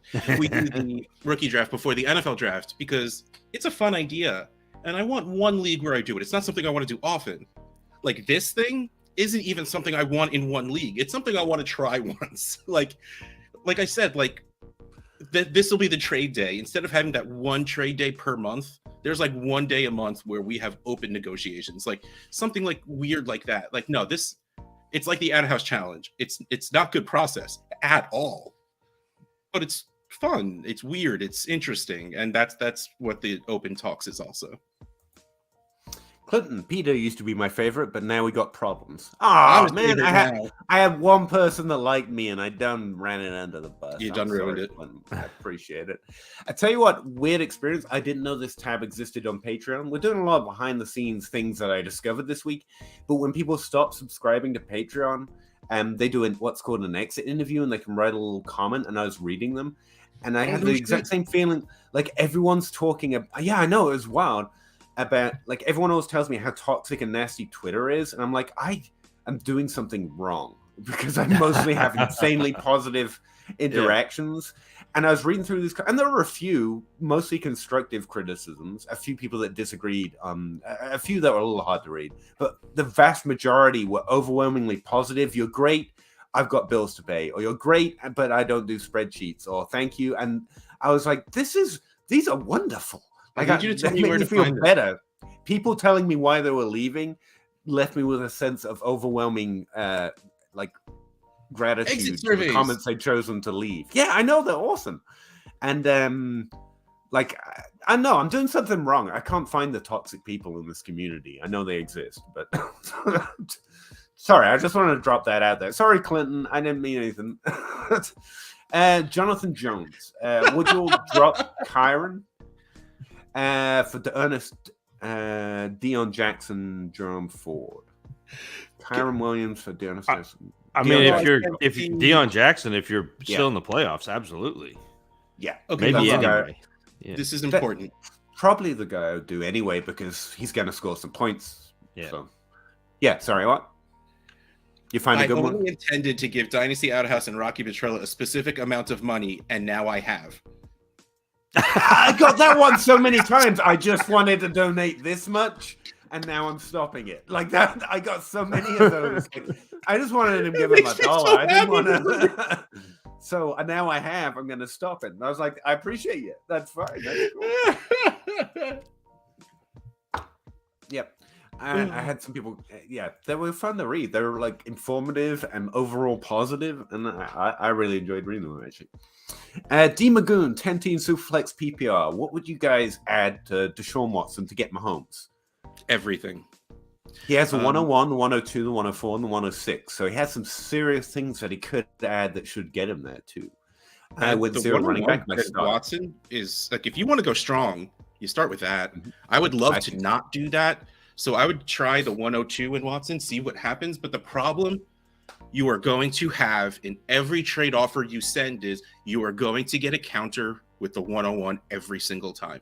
That is the biggest pain in the ass of having the 101, especially when you have the 102 also. You're going to have to get it into people's head. Like, look, if I'm moving I can move the 101, but it's going to have to be for something like insane, something different. But you can probably, the 102, if you want to if you wanted to include Watson in the 102 is a very strong offer. I also wouldn't blink at adding the 106 to it. I was going to say, what if you sent Watson the 4 and the 6? That gives you more room. I don't know if that gives you more room to do different offers. The reason that's a really, like, you're giving them too early first. That might excite them. Do you think? I don't. Well, I was going to say I don't see the difference, but I do see the difference because the 102 is probably a quarterback. Which is why I think the 102 will need to be sent, because while they are still getting Watson, they could also walk out with Stroud Young, and it just makes you feel better in the end, especially if they're not a Watson person, because you could do whatever you want and you still have that ability to draft a quarterback. That's where I think that would be the good first offer. I'd start there. Yeah, I mean, that's not bad. Real Misfit Toys, what side are you on? 12-team PPR Superflex start 9. McKinnon and Amari Rodgers, or Deluch and Brian Robinson? Well, I mean, Deluch. The answer for the real world is Dulcich and Brian Robinson. If you want to win in the playoffs, you just go get McKinnon. If you're starting a roster next week, get McKinnon. Like, I would do... Actually, that's a lot for McKinnon. Like, I just traded... Like a second, probably? Donovan Peoples-Jones. Straight up for McKinnon to a team that wasn't in the playoffs. I traded... Shit. That's less than a second. Like, really, honestly, you still... Even though McKinnon's doing what he's doing, you don't have to... You shouldn't be paying all that much more than a third. I think a second is fine. Dolchitz is probably a second. I don't care about sending Brian Robinson as a thing, but like, yeah, it's probably a lot. A second. I don't want Amari Rodgers without hesitation.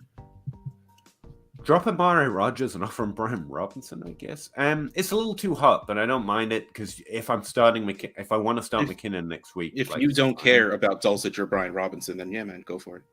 I care about Dolchich as a thing. Like, I don't want to do it. Like, if he has Kelsey and Andrews on his team, and then Dulcich is a little expendable, which again, we always say what you have doesn't affect the value of the trade, but it may make you more likely, especially at this level, to be willing to just say whatever. I'd back up, simplify, just send a second. That's a really good strong offer for McKinnon and fair. If you don't have a second, I get it. So yeah, hopefully those thoughts help. I mean, I have to assume they want Amari Rodgers, and that's why this is happening. But I don't know why you want Amari. I don't know why else you put Amari Rodgers in a trade. I don't know. I no idea why, but it's your team. You can sneak it in. He looks like Aaron Rodgers when you first A. Rodgers, trade. like back in before Sleeper added first names. Yeah. 10-team through flex PPR rebuild, trying to get Herbert from the team that just lost. What is the most you would add to the 104 plus a 24 first and Carr to get him? I think that's strong offer. Wait, so 104 first Carr plus what?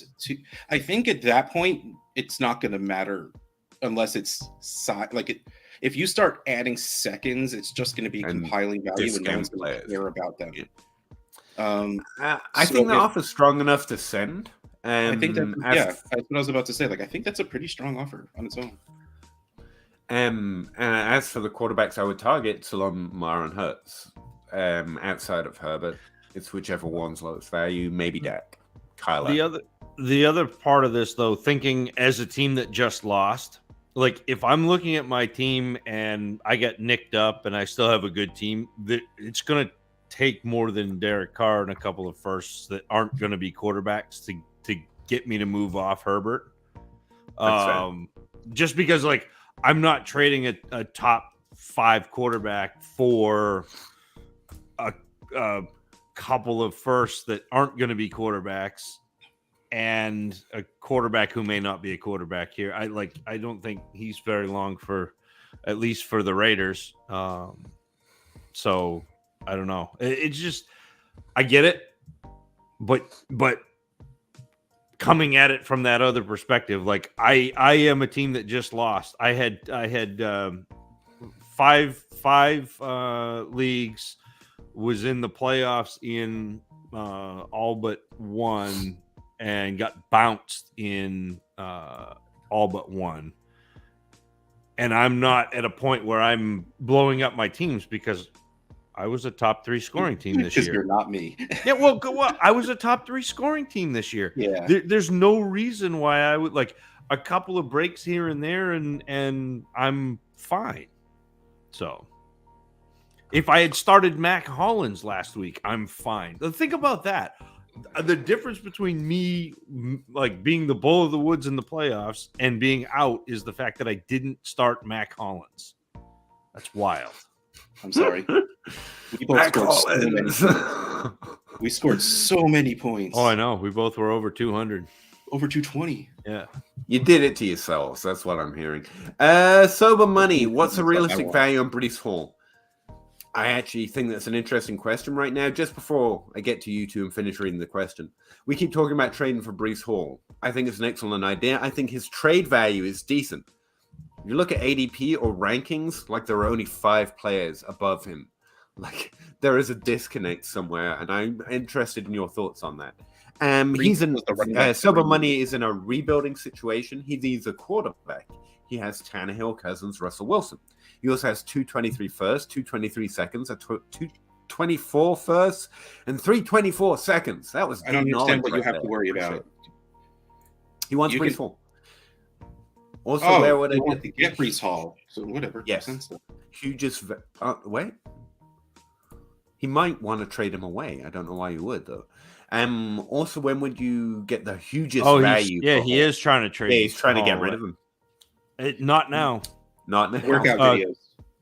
Yeah, in the when he starts practicing again.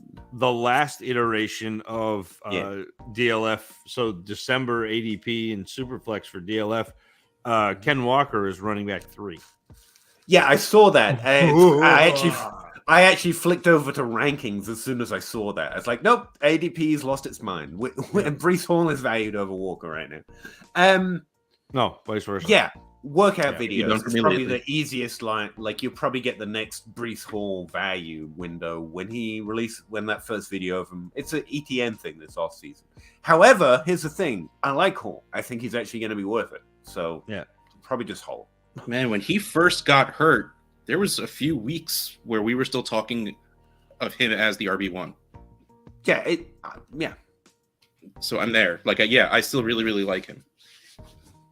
Really. No, like I value him over Taylor right now. It's stupid, but I like him over Taylor. I don't value him over Taylor. That's fair. That's a fair distinction. I'm talking inexactly. That's fair. Howdy, heroes, gentlemen. We'll have to do. Good evening, and RIP to those playoff teams who just lost JT and Hurts and Lamar Jackson. And I have to struggle through the playoffs with Zach. Fair. Mr. Moss, right? I think he's talking about that, and Dante Foreman. I thought that was just a shot at my team in the DFPN league. I thought I was Zach Miss, and That I makes- had Foreman and JT, and neither of them did anything. That's fair. That was good. B-Birds. BB Birds. Apologize. I just got bounced out the first round. Welcome. Oh. I 1/10 know what it feels like. There's chips and dip in the back. Find yourself a seat. I was told there'd be pine punch. Does your league have a trade deadline? You might want to join our bandwagon of no trade deadlines at this point in the league. But yeah, appreciate it. Sober money. I'm in a Superflex 12-team PPR league, by the way. That's the way you go. That's my favorite kind of flavor, to be honest, if I've got one. Sames. Yeah, samesies. Timothy Isaac, Minshew or Darnold for higher ceiling play this week, I'm assuming. Minshew. I don't think there's a ceiling on Darnold. He's got a beard now. Gardner Minshew is probably higher projected than you would think. And Sam Darnold... I just want to run back the Savage Gardner. The Gardner Minshew, I don't know if you're a QB2, but who I die to find out. I'm ready for that. Not that song exists.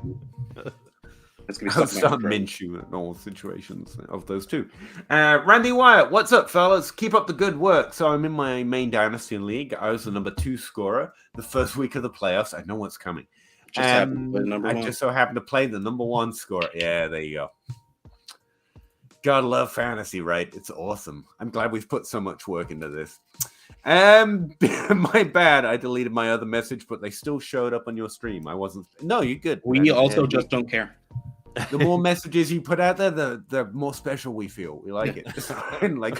Otherwise, we're just a couple of old guys putting all this work into this happening to us every damn year.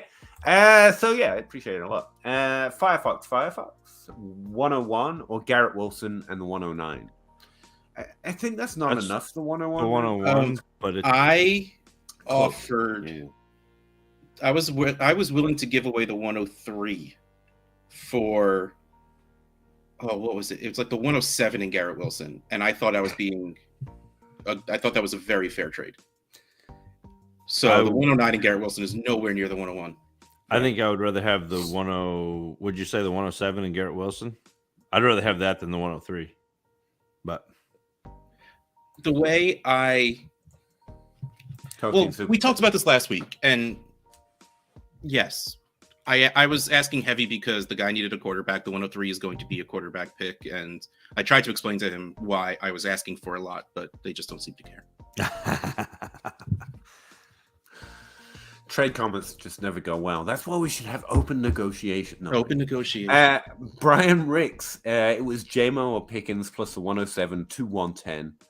For either AJ. Like I said, if that is for any one of them, go do that. No, just for one of them. So can you do? Can you do? 107 through 110 for Brown Waddle or Garrett Wilson? I'd still do that. So it's pick your poison. Amo or Pickens plus one of those picks. I think it's I think it's J-Mo 3 picks. or Pickens and a pick. So one of those players and that pick for AJ Brown and Waddle or AJ Brown and Garrett Wilson. No, one of the 3 of them. Right. Those are commas. There's even an Oxford comma.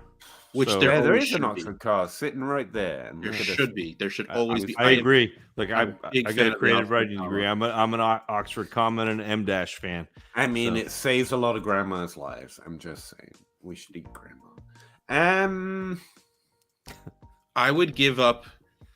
Yes, the answer. If that is one pick, that is either the 107, 108, 109, 110. Like it's a playoff first. So if it is picking plus a first for any of them, I would honestly probably do it. Well, definitely Waddle and AJ Brown. Garrett Wilson, I'd probably still do it. If it is all of those picks, I do it for AJ Brown and Waddle. I don't do it for Wilson.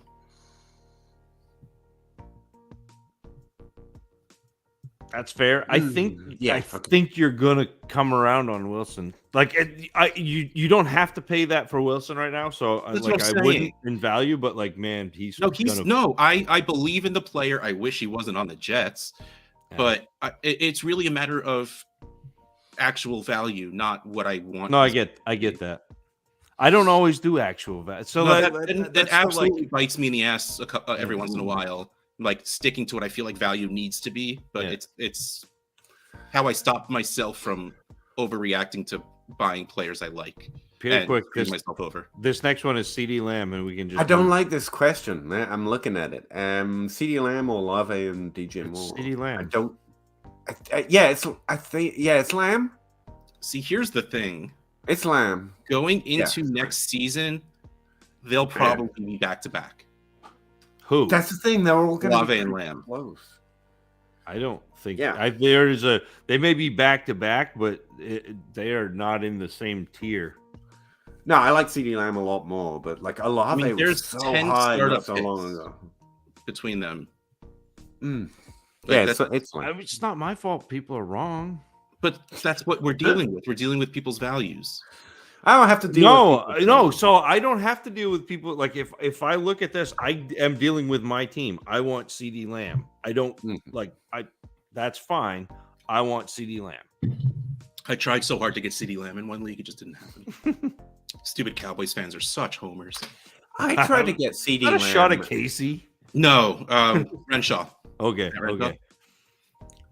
I was told that CD Lamb was greater than Jalen Waddle. That's what stopped me getting him this offseason. I'm like, I'm out. I'm priced out. Like, I'll just go trade him for more Waddle. And that's why. Yeah, trading for Waddle is always the right answer, too. It was this offseason, it turns out. Also, my only running backs are Brees, and I have the 101 and 102. You are good. Good. The word only should not be there. Yeah. You've got all the running backs you need. Just hold. And yeah, in that case, I think that makes the idea of doing this even stronger because you're going to have two great running backs. And if you have any, like AJ Brown and Waddle, that's a start of a fantastic team, in my opinion. That's still Randy annoying. Wyatt. Yes. Sorry. Randy Wyatt and an Oxford Comma. 14-team Superflex, start 8. PPR, non-tight end premium. What draft capital would you offer to get Bijan Robinson? It's a 101 question again. I have the 103 and the 104, the 106, the 108, the 201. I have 224 firsts. See, here's the fun part. Man, you're going to find a very... Start 8. You're going to find a very interesting area of the world when you go past 12-team Superflex. Yeah. There are going to be people who will take a quarterback first. And honestly, it's not insane. It's not insane. But I don't agree with it, but it will happen. I think regardless of what you think of Bijan, regardless of what you think of these quarterbacks, Bijan's worth more. But people in Superflex overvalue quarterback a lot, especially in rookie drafts. Like, we always say that's where you get quarterbacks. They're the cheapest in the rookie draft. No, this will literally be the cheapest you will get Bijan Robinson in forever for one rookie pick. Like, it's for a while. It was Bosch's argument for Pitts. This is literally and like the same thing for Chase. Like, he's always been overvalued except for that rookie draft. Yeah. This is the only time you will get them for one rookie pick. But man, like in the 14-team startup, you're gonna have to, if you want to make sure you get Bijan, you need to trade up to the 101 now. What? And honestly, what does he have to do to the 103 to get there? Add the 108, add the 106, add both. I would start from the 103, the 108, and the 201, see what happens. Especially if this person earned the 101, which means they might not have two viable quarterbacks, which means they might have new shiny toy quarterback fever, in which case they'll be fine getting these players on top of the 108. That's the other thing I'd say. On top of the 103, consider the team. like we said, if you're on a terrible team, you want many good things. So if they're in that situation, they want 3 things, and you can give them 3 good things, and they might be more interested. If, however, they've got a good team, they might be more interested in a trade that's higher balanced towards a higher value asset. So you offer the 103, and maybe one of those 24 first with a 108. I don't know, but. Yeah, I don't know why I'm trying. Dynasty Outhouse is a trader. He just said it, so shut up. If you can, Randy, if you can get out of this, keeping the 104 and the 106, I'm insanely happy. If you can use the 103, the 108, and like another whatever you have. What? I completely missed that I have 224 firsts. Yeah. So hold on to the 201. Like the 103, the 108, and the 24 first is a very strong offer. Yeah. I would try that. If me personally probably wouldn't accept it, but like see if that person will. Like that's because if I could get that, so then you have Bijan, you have whoever falls, whether it's because your top 4 picks are going to be Bijan, probably 2 quarterbacks, and then whichever one somebody decides whether they want that second running back in Gibbs or a wide receiver. So you get either Gibbs, Jackson Smith and Jigba, or Addison with that 104. Yeah, and then 106. Yeah, it's like I like that, man. I'd be happy with that. If I can keep the 104 or 106, I'm very happy. Yeah. And then Cook's got it in a full practice. I don't know if he's going to play yet, though. Sorry. Different thing. Do what those guys just said. Is AJ Brown your number 3 wide receiver in PPR formats behind Jefferson and Chase? Probably, yeah. I mean, without putting much thought into it, I think so. Sure. Yeah. I mean, yeah. It's real close for me between Waddle and Brown. I guess it's probably Brown. But the 2 names I was looking at, but I still think I put Brown above Waddle. Justin Jefferson, Jamar Chase, Jalen Waddle, then AJ Brown, then CD Lamb, then Amon-Ra St. Brown. Those are my top wide receivers. Mispronounced T. Higgins. That was weird. I do have T. Higgins higher than most, actually, but no, he's not in the top 5. ADP he's at 6, wide receiver 6. I was pretty happy with that. I've got him at 8. Yeah, that's very realistic. Honestly, like, I'm pretty good. I'm pretty good at this. In December ADP, Higgins is wide receiver 6 at 12th overall, and Amon-Ra St. Brown is wide receiver 10 at 17th overall. I think I might be at the point where I take Amon-Ra over T. Higgins. Yes. So, yeah. Sorry, Russ. We can just sit here and wait until you have the exact same ranks as me, or we can just carry on while you get to that conclusion. Maybe maybe we are the same person. I think maybe. You're the nicer version. We're the same person split in 2, the a-hole and the breast. Which one of us is Neo and which one of us is Agent Smith? That's what I want to know. I got to be Agent Smith, right? Welcome to the desert of the real. That was way too good, Zach. I believe that too much. I think you just convinced me I'm in the Matrix. It's Deion Jackson. It's never Zach Moss. It's never Zach Miz. Yeah. Oh, sorry. Yeah, it's Deion Jackson. Justin Herbert is a 3rd-ranked quarterback, missing his blindside tackle and top 2 wide receivers most of the year. I do everything I can to get him. I agree. But here's the thing: like if it fantasy football, yeah, that was true. That was true before the things you just said. There's no point in saying it unless everyone in your league is valuing him lower. And right now, I think that's questionable. But I think it's interesting to get if you can get a value dip. Otherwise, yeah, I would add him the same way I would have added him before the season. Like he's pretty good. Pretty second rank. Ranked where, by the way? Is this like a PFF thing? Don't mind. I think it's It's probably a film grade, so probably PFF. Yeah, but still, no one in the world is saying that Justin Herbert is bad. It's just that Jalen Hurts will score more fantasy points than Justin Herbert. He's scoring 9 points per game more. Like, that matters. You know? 9 points. What's 9 points among friends, Peter? Winning? Do not for a second That's fair. begin to think that Jalen Hurts and Justin Herbert are friends. They are not. I have no idea. I don't know. Will Sean Payton be their coach next year? That'd be interesting. I want Sean Payton to go wherever Jahmyr Gibbs goes. Yeah, that's the answer. That is the answer. Yes, that's the answer.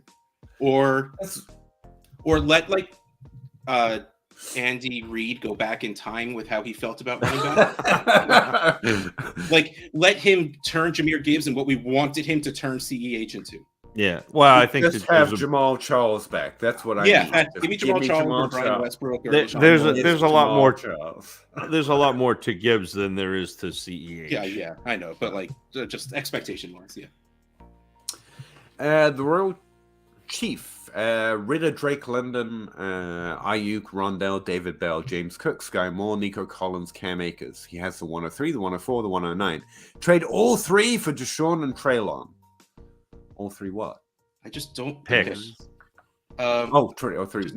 I mean, I just don't want Deshaun. I just don't want Deshaun Watson. Yeah. That's what I meant. And I don't think Treylon Burks is this high value. I think maybe the 109 is probably around where. I mean, the question for Zach, I guess at this point, you've looked at 5 wide receivers so far. Yeah. Where does Burks rank among them? Third. Yeah. It's better than I thought. So 109 and Sky Moore for Treylon Burks. Oh, I would do that easily. Yep. I think that gets thought of. Like, I mean, I think you have better trade options than just trading all three. Especially if this is super flexible. Well, I'll scratch that. I don't want to give up the 103, 104 for Treylon Burks. Can I just trade James Cook? Please. No,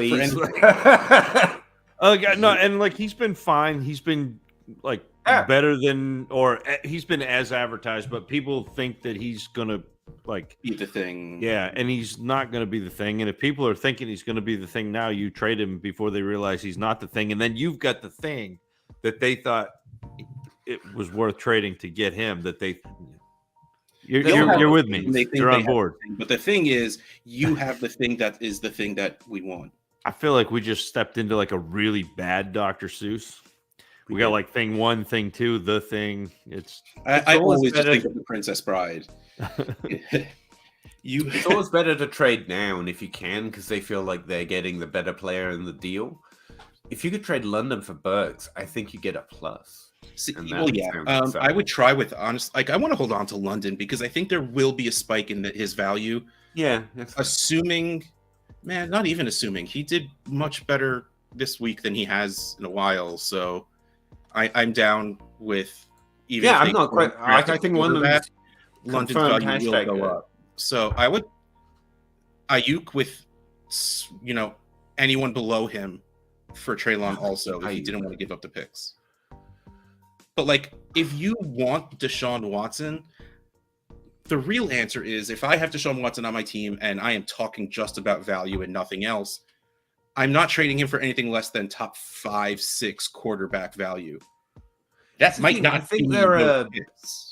Back to the Justin Herbert point, like I think there are quarterbacks in that range of outcomes that aren't Deshaun Watson that you'd rather have, that have a much smoother path, that are not on Cleveland, that haven't shown they need to shake rust off, like and are younger, frankly. So like, it's not, you don't even have to be distasteful of Deshaun Watson, though I am, to find better values with that range of outcomes. But this trade would be fine, I guess. But I think there are better options than just trading all your picks for these 2 specific players. But it's your team. Stickman87, I suggested getting rid of our trade deadline and was immediately told I was stupid. I don't know why I read it that way, Stickman. Sorry, I just thought emphasis might make it more entertaining. No, I'm with you. It feels a little aggressive. Trades during the playoff was ridiculous. I would guarantee collusion. All leagues have trade deadlines. Not all leagues have trade deadlines. I have a wonderful Confirm podcast to suggest to your league mates. And also, I think, I think we've done this subject, but like, I don't think it guarantees collusion. I think it guarantees being able to make moves to try to win more, which also encourages players to trade for points. And there are many teams in your league that are trading for value. Otherwise, they just have to sit there and be worse next year. I mean, it depends on the league as well. If in your league everyone's cutthroaties, cheaty types, then maybe that fucking league. You don't need that. That's the thing. In that league, I don't want to be there. But no one has a problem with the deadline. You're worried about the people in your league. Yeah, and I think they're wrong. You're not stupid, and not all leagues have deadlines. I counted my leagues. I'm in 20 Dynasty leagues. Hold on. Let me go. But they're all yours. You run all of them. That's different, but okay. Two have trade leagues deadlines. I set the rules for. 18 out of 20 do not have trade deadlines. So no, every league does not have a trade deadline, and one of them is a safe league. So that's why I get. I it. would the other say one I complain about. There's a sample problem there. I would say the majority of most popular leagues probably do have. Oh yeah. Trade deadlines. But also, yes, 1000%. I run 16 of those 18. But that's not because they're more successful, or you have to have a trade deadline, or it's exploited. But yeah, you're not stupid. They're stupid. That's what I think. Yeah, that damn straight. They're stupid. P to the R. Thank you, gentlemen. Appreciate it. No problem. Glad. We appreciate Ryan you. D. Latavius Murray or DJ Moore this week? Is this what we've come down to with these? This is going to be, that's all.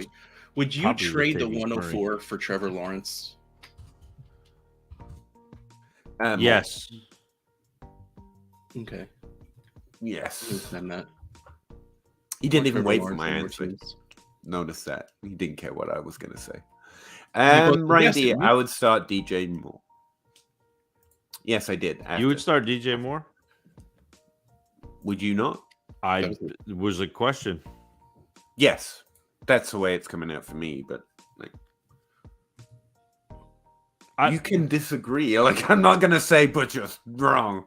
Like, no, I don't do any projections or anything, Peter. Neither do I. I'm just averaging other people's. Like, Fantasy Pros and 4for4 and DraftKings doesn't really count in this instance because they do things differently. They all have DJ Moore ranked overall above Latavius Murray.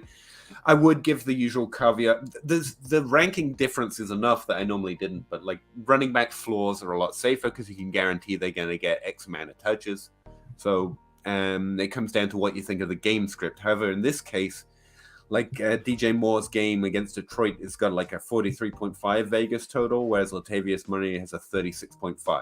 Again, Vegas can be wrong too, but I'm just taking the average. We expect more action in the one game, and even if not, then we expect DJ Moore to have a more startable floor.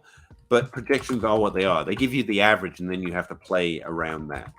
So, while you have your stuff up, would you start Tua or Geno Smith? Yeah, just spell Tua Tagovailoa. Okay, I'll get right there on that. Tagovailoa. For my first rodeo, Tua and who? Tua or Geno? Didn't you get knocked out of? I like Geno Smith for many reasons. One is his name. Tua. Tua? Like that's. Yeah, like I want to start Tua, but I'm like, Geno scoring well. Yeah, right. The matchup. Gotcha. It's the same thing, man. It's projections are meant to give you the median outcome if you ran it 100 times, but like it means nothing if Geno scores him this week. So I'm just giving you a baseline. That's all projections are. I get top 5 quarterbacks right about 60% of the time. That's not great in a well, it is actually compared to projections. But when you're talking about a group of 5, like 60% means that 2 don't work out. So that's a fairly high number proportional to the group. I get the top 12 right about 66% of the time. But again, that means 4 players I get wrong. Both of those are projected inside the top 12, so they're pretty strong starts. I don't think either's gonna disappoint you too much. Sorry, talking my projections now. Andrew I asked for it. Lamb is so good. They're going to sign OBJ, huh? Feels like sarcasm at the start those there. two So have let me nothing to read do it. with each If Lamb other. is so good, why are they going to start Wait, OBJ? what year is it Watch that we them do think Colts. signing OBJ means that he's going to be the number one wide receiver on that team? Or is it 2022. wait? Yeah, because Cowboys are telling traded you away CeeDee CeeDee Lamb Lamb is a for wide receiver. Kadarius Toney. I think CeeDee Lamb is doing as much as he can for a single player that is good on that depth chart. But so this is again. That's the problem. This is another one of those psychological things where CeeDee Lamb is doing most of his damage from the slot, so he cannot be a good player, like Justin Jefferson or AJ Brown or how we lust after everyone to get more slot Cooper stats, Kupp, so they become more consistent. And I think no, they're signing OBJ because they don't have another person to catch the ball. I mean, how else are you going to replace T.Y. Hilton like, if you don't sign OBJ? Double coverage and playing in a Did not situation that provides you T.Y. limited of breakaway plays. I tell you what, I saw something else on this the other day. It was someone else's tweet, and they quote tweeted someone else quote tweeting. But it was someone complaining that they didn't want JSN because they wanted a tall wide receiver to play the X, like Justin Jefferson or OBJ, like those types. And someone was quote tweeting their heights all exactly the same or shorter than JSN. Yeah, it's like it's the exact same brain condition where you're like slot player must be small, feeble, beta. And it's like, no, they're big, tall, and strong. Like, isn't like like we want an alpha like 5'11" OBJ. Like it's not. Nah. And OBJ did his best work in the slot, but whatever. Like OBJ. I think the team needs another weapon, and I think that would help CeeDee Lamb. To be clear, I don't think you're wrong on that. Like there needs to be another weapon running on all that those team. slants and CeeDee Lamb. That's it. Like you just, but CeeDee Lamb doesn't necessarily do his damage down the field either. Like CeeDee Lamb's running the same OBJ routes, those slants and that sort of thing, and like. CeeDee Lamb ran, it was like 53% of his routes in college from the slot. Because Peter, you and I had this whole conversation about CeeDee Lamb coming in, and I was like, I love CeeDee Lamb, still do. Yeah, but I have a screenshot of this conversation, but you like poo-pooed me because I was like, CeeDee Lamb's going to come in and run out of the slot, and he's going to do this, and you're like, and then he did, and you're like, and I was like, okay, cool. I don't remember being all but okay. Maybe. I'll send you the screenshots, and I'll send Russ just so we have fun. I love how just like I don't remember how being all but you know, okay. but again, like Odell Beckham, people I can send you 2 years of people telling me I like CeeDee Lamb too much and me defending it.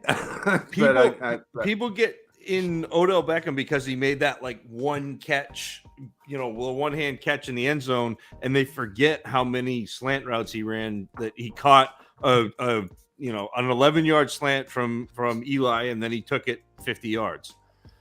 So. Exactly. They look at box scores, they see 11 for 140 and 2, and they think he's going deep, but no. How many people told me that Justin Jefferson couldn't run routes because he was just a slot receiver? Like coming out, like that was the thing. With those two, I got a similar thing. I was told he's a wide receiver 2 on his team, which is another synonym for slot wide receiver. I think most people did, and I was like, I don't know.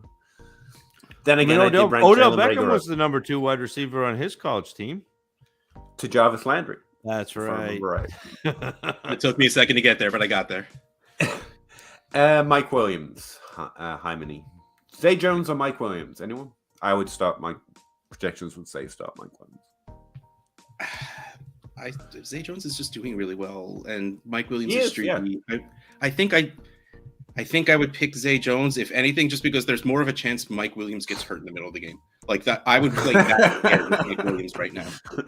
That's actually fair. I'm going to start Zay Jones in in my one league that I'm still in because I could get him off the waivers this year. Oh, yeah, fair point. Like, that's so... I could not get Mike Williams. Would you trade the 101 for Trevor Lawrence, Chris Olave, and the 109? Yeah.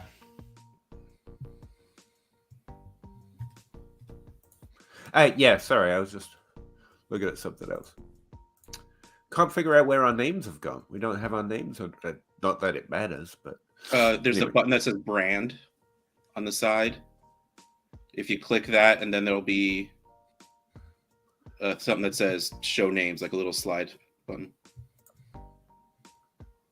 But why did it change? Did someone else change it? Bastards. When you got well, there you go.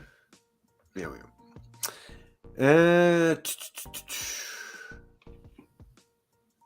Wow, I don't have the balls to click send. Like, I'm sitting here staring at it and just like. JB, Road hurts AJ Brown and Smith to the playoffs. Now he has to do one of these terrible things: start Minshew, Purdy, Brady, or Rodgers. Wow, start two. Purdy and Brady.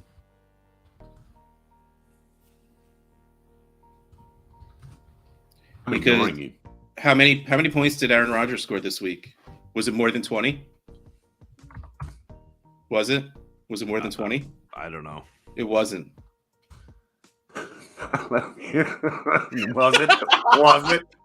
Was it more than 20? Was it more than this arbitrary line, Andrew? It's the arbitrary line he hasn't crossed this season, so he won't. Damn it. None of them are projected to score 20 if it matters to you. Actually, wow, that sucks. That's not right. Surely. Come on, 4 for 4. Get it together. You're holding me back. Yeah, 4 for 4. Wow, they're really strongly weighting it Tom Brady than Aaron Rodgers as the top two starts, and I am surprised. Purdy just sounds like fun, like saying that you want to play off game with Brock Purdy. I was going to say, I assumed it would be Purdy and Minshew, actually, but yeah, like, I don't know. Like, it's legitimately just because it's the Eagles playing the Cowboys, and the Eagles playing the Cowboys with a backup quarterback, which leads me to believe the Cowboys want to literally murder Gardner. But he's not like he's a backup quarterback, but he's like one of the five backup quarterbacks that you're like, oh, this is okay. Yeah. He's got the mustache. He does.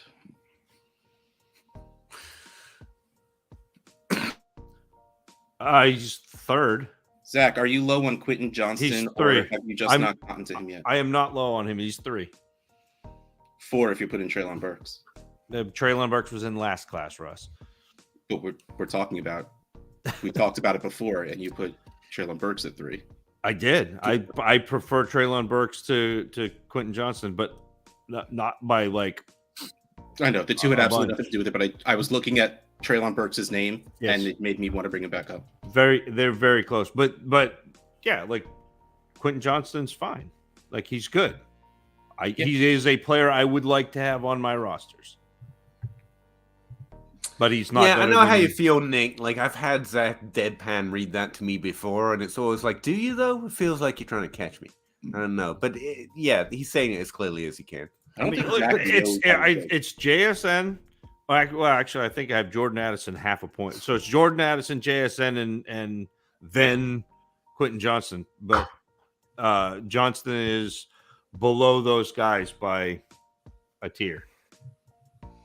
CeeDee Lamb, Treylon Burks, and a late 23 first, or Amon-Ra and Waddle. That's heavy. Waddle, see. I don't know how to do the math on this one, to be honest. I think I just Waddle. But yeah, I just take the 2 instead of Because I mean, it's 2 of the top 6 or 1 of the top 6, and then hoping you get. That's what I. Yeah, that's really what it is. Like, and if I don't care where my team is, I want Amon-Ra Waddle. I don't want. Yeah. And I don't think I don't think you lose anything for scoring, even if you're doing that right now. I think Amon-Ra and Waddle are scoring. I don't think it's a bad. It's a little light for Amon-Ra Waddle in my. I mean, not much. No, like a couple picks, a little. Like it's like instead of a late, like a mid. Yeah, it's a strong offer, but to me, like. Yeah, that's just 2 very, very good people. Even though we just kept talking about how much we like Burks, but CeeDee Lamb is good. Yeah, Amber. Yeah, Amon-Ra Waddle. You stick with the good stuff, or I'd be fine sending that away to go get them too. I would say if your team sucks, the other side has more potential. That late first has more value upside, but like I think you can do better. So. No, I don't think, and if you've got Amon-Ra and Waddle, I don't think your team sucks. To be honest with you, but also I think you can do something better by moving one of them individually. Exactly. Like I'm just not a fan of that. Just that. Michael Cole, 12 team Superflex start 11. Give Allen, get Fields, the 107, 23 second, and 24 first. Josh Allen for that. It's not enough. I still think I'm hanging on to Allen. That's not enough for Josh Allen. Even though it's nice, it's just not enough for. Like if that was the 103, then maybe we could start talking. But especially start 11. That's deep. No, the answer's Allen. It's not bad. It's just not the 101 good. Like that's the 101 in the startup. Same league, trade Waddle for the 107 and 24 first. It's Waddle. It's Waddle. Too cheap. Yeah. Too cheap. 103 for Kyler. That's close. Kyler. I like that. I don't even really like. Kyler, I was a little low on Kyler before he got hurt, and now he's going to miss a quarter at least of next season. I still think it's Kyler. Yeah. Yep. We said something funny. I'll take it, man. Gazerk. Somehow I made it to the semifinals. Not somehow, because you're awesome. That's how. My tight end options are Higbee or McBride. Ooh, that's not great. Higbee. I think it's not McBride. To be fair, Four catches last. I'm not week. even trying. Yeah, it's pretty good. Higbee. McBride is playing Hill, though. this week with the terrible former Penn State quarterback, McSorley. Yeah, who is really a hockey player. Don't tell. I don't know. There was a Marty McSorley for a while. He had an illegal stick. Too much curve. Also, he was a fucking goon. Dying. Yes. Well, literally, that's kind of what he did. Like, he was paid to follow around Wayne Gretzky and not let anyone touch him. Yeah. And then almost got arrested for assault with a deadly weapon at the end of his career when he baseball swung a dude in the head with his hockey stick. But since it happens on the ice during play, they found it can't be assault. That makes sense. It's literally like he should have been arrested for that. But yeah, not the conversation. Brendan, my QB running back room consists of Lance and nothing else. So Lance is perfect. I like the way you phrased my running back room consists of Trey Lance. That is a really awkward play action right there. 3 seconds, including those picks. Thinking about trying to trade up for the 103 to the 103, from the 103 to secure Bourgeon Robinson and 2 quarterbacks. Thoughts? I would. Wait, hold on. Wait, what? Thinking about trying to trade. You're trying to get the top 3 picks, basically. Yeah. Yeah. Oh, yeah. Trade up for the 104. Honestly, throw the 3 seconds from the 104 to the 103. I would do that without thinking about it. Yeah. Yeah. Because I definitely don't want to add another first.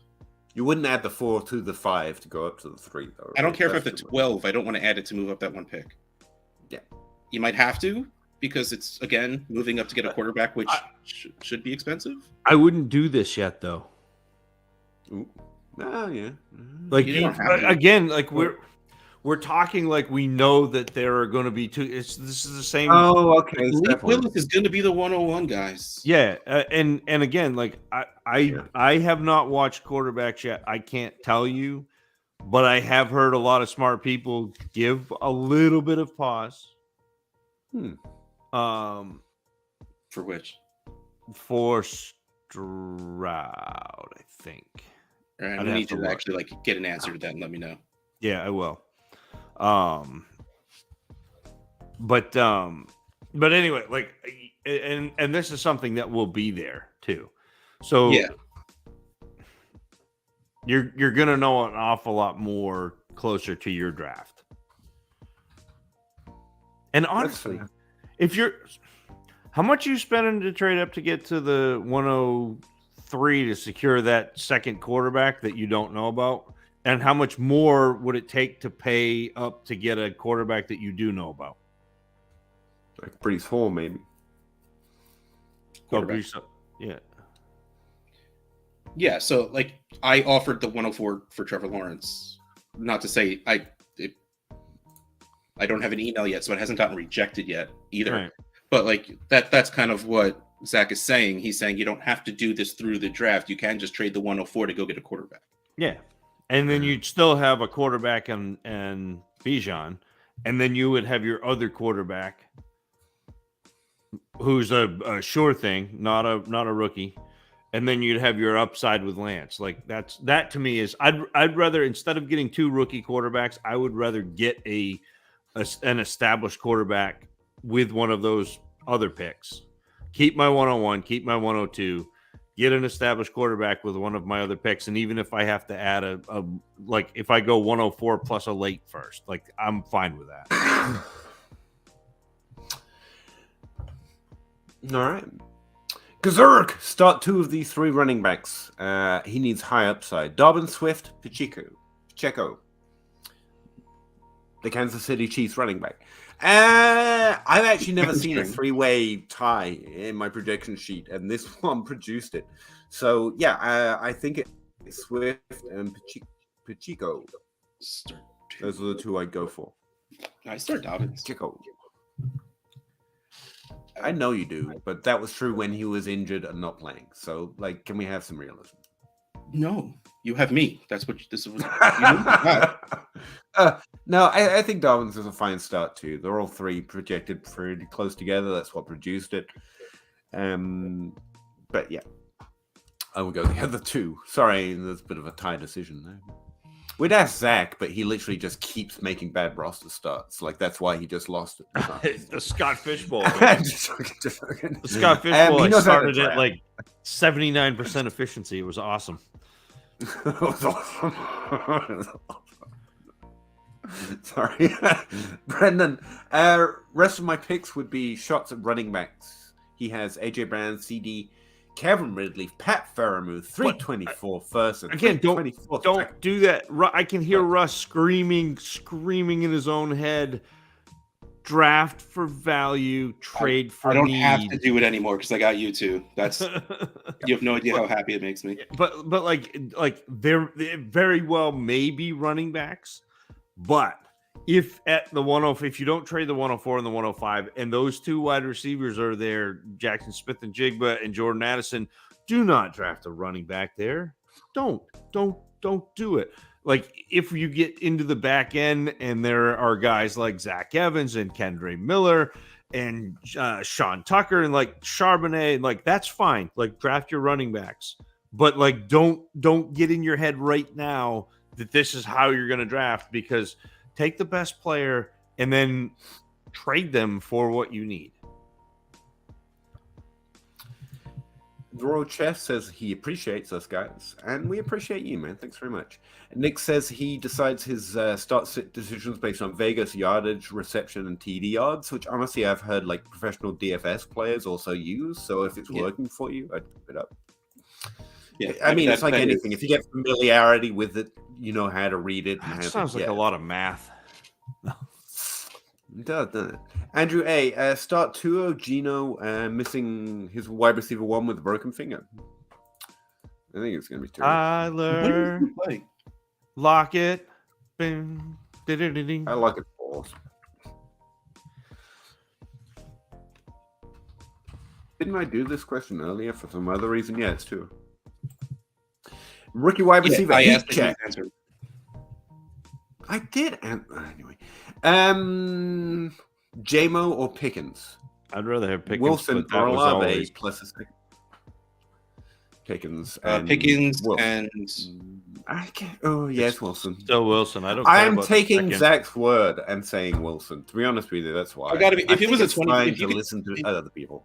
If you tell me if it was Wilson or Olave and like the 201, I would probably just take the 201 side, whichever receiver came with it. But a 24-second, like that's not. Wilson and Olave are pretty close to me, and I give the decision to Zach. He's got a very strong feeling that one's a little bit better. Not a lot, he's not saying a lot. I mean, He likes if only we So, could have seen them on the same team, Peter, we could have made a decision. them. How do you see these people? I have no idea what you're talking about right now. That's insane. Right. OBJ eats from CD. Good players help good players. I don't think they harvest each other this way. But any thoughts on Justin Ross? Cheers. Yeah. Cheers. Hashtag Team Clem's a big wide That's the receiver. free agent we all got excited about. I enjoyed it. I don't know about you, but I enjoyed everyone being interested in an undrafted free agent. Andrew A. His rookie year reminds me of the kid from Green Bay. Who are we talking about right now? I don't know. Justin Ross. Oh, you must be talking back to Sigmund. I mean, I don't know which Green Bay player we're talking No, about. it can't be. It can't be Justin Probably. Ross because he hasn't have a rookie year yet. He was injured. Yeah. I have him on my taxi squad. I don't think Sky Moore is... No, he's not. So I'm hoping for upside. Yeah, by the way, we definitely said this like week 4, week 3. We said it during the draft. Like, Sky, if you can get out of Sky Moore, I would advise getting out of Sky Moore. But yeah, Sky Moore isn't the threat. It's just undrafted free agents have a hard time finding opportunity, but I think it's a pretty good player if he can get there. But I want 1 or 2 just in case shares of Sky Moore, which I honestly don't have, just in case Juju doesn't resign. I don't even care about that. I think it might be a little interesting, but I'm not going to pay more than. Yeah, I'm not going to get it because I don't really want to pay for it. I personally love throwing my shoulder behind confirmation bias, so I'm all the way out, man. JMO or Dotson and a 23-second JMO. I really don't. Again, I don't think Dotson's gonna do much. The second is interesting, but I think people will be more excited about JMO at some point. JT or the 107 and 109. Sorry, Jess, Taylor. can you cover that one? I think it's Taylor pretty easy, actually. Yeah. It's still Taylor. I need to find one you guys can talk about. Toronto Dave says football guy in party hat. It's true. Discuss. It's true. Yeah. Hey, Dave. J.K. Dobbins for 3:24 seconds. Dobbins. Even if he doesn't become even if he runs like he does right now for the rest of his career, the answer is still J.K. Dobbins. Like, I hope he's still getting healthier. I'm not even a particularly big Dobbins fan at this point, but it's still Dobbins. Yeah, it's Dobbins. Great memory, Outhouse. McSorley hit Donald Brashear in the head in Vancouver. I was at the game. Oh, you were at that game. That's I mean, crazy. That's cool, but still shitty that it happened. Addison is 175 pounds, soaking wet. Marquise Brown and Devonta I have no idea what this is about. Yeah. No, we BMI Twitter is gone. We are not starting it again.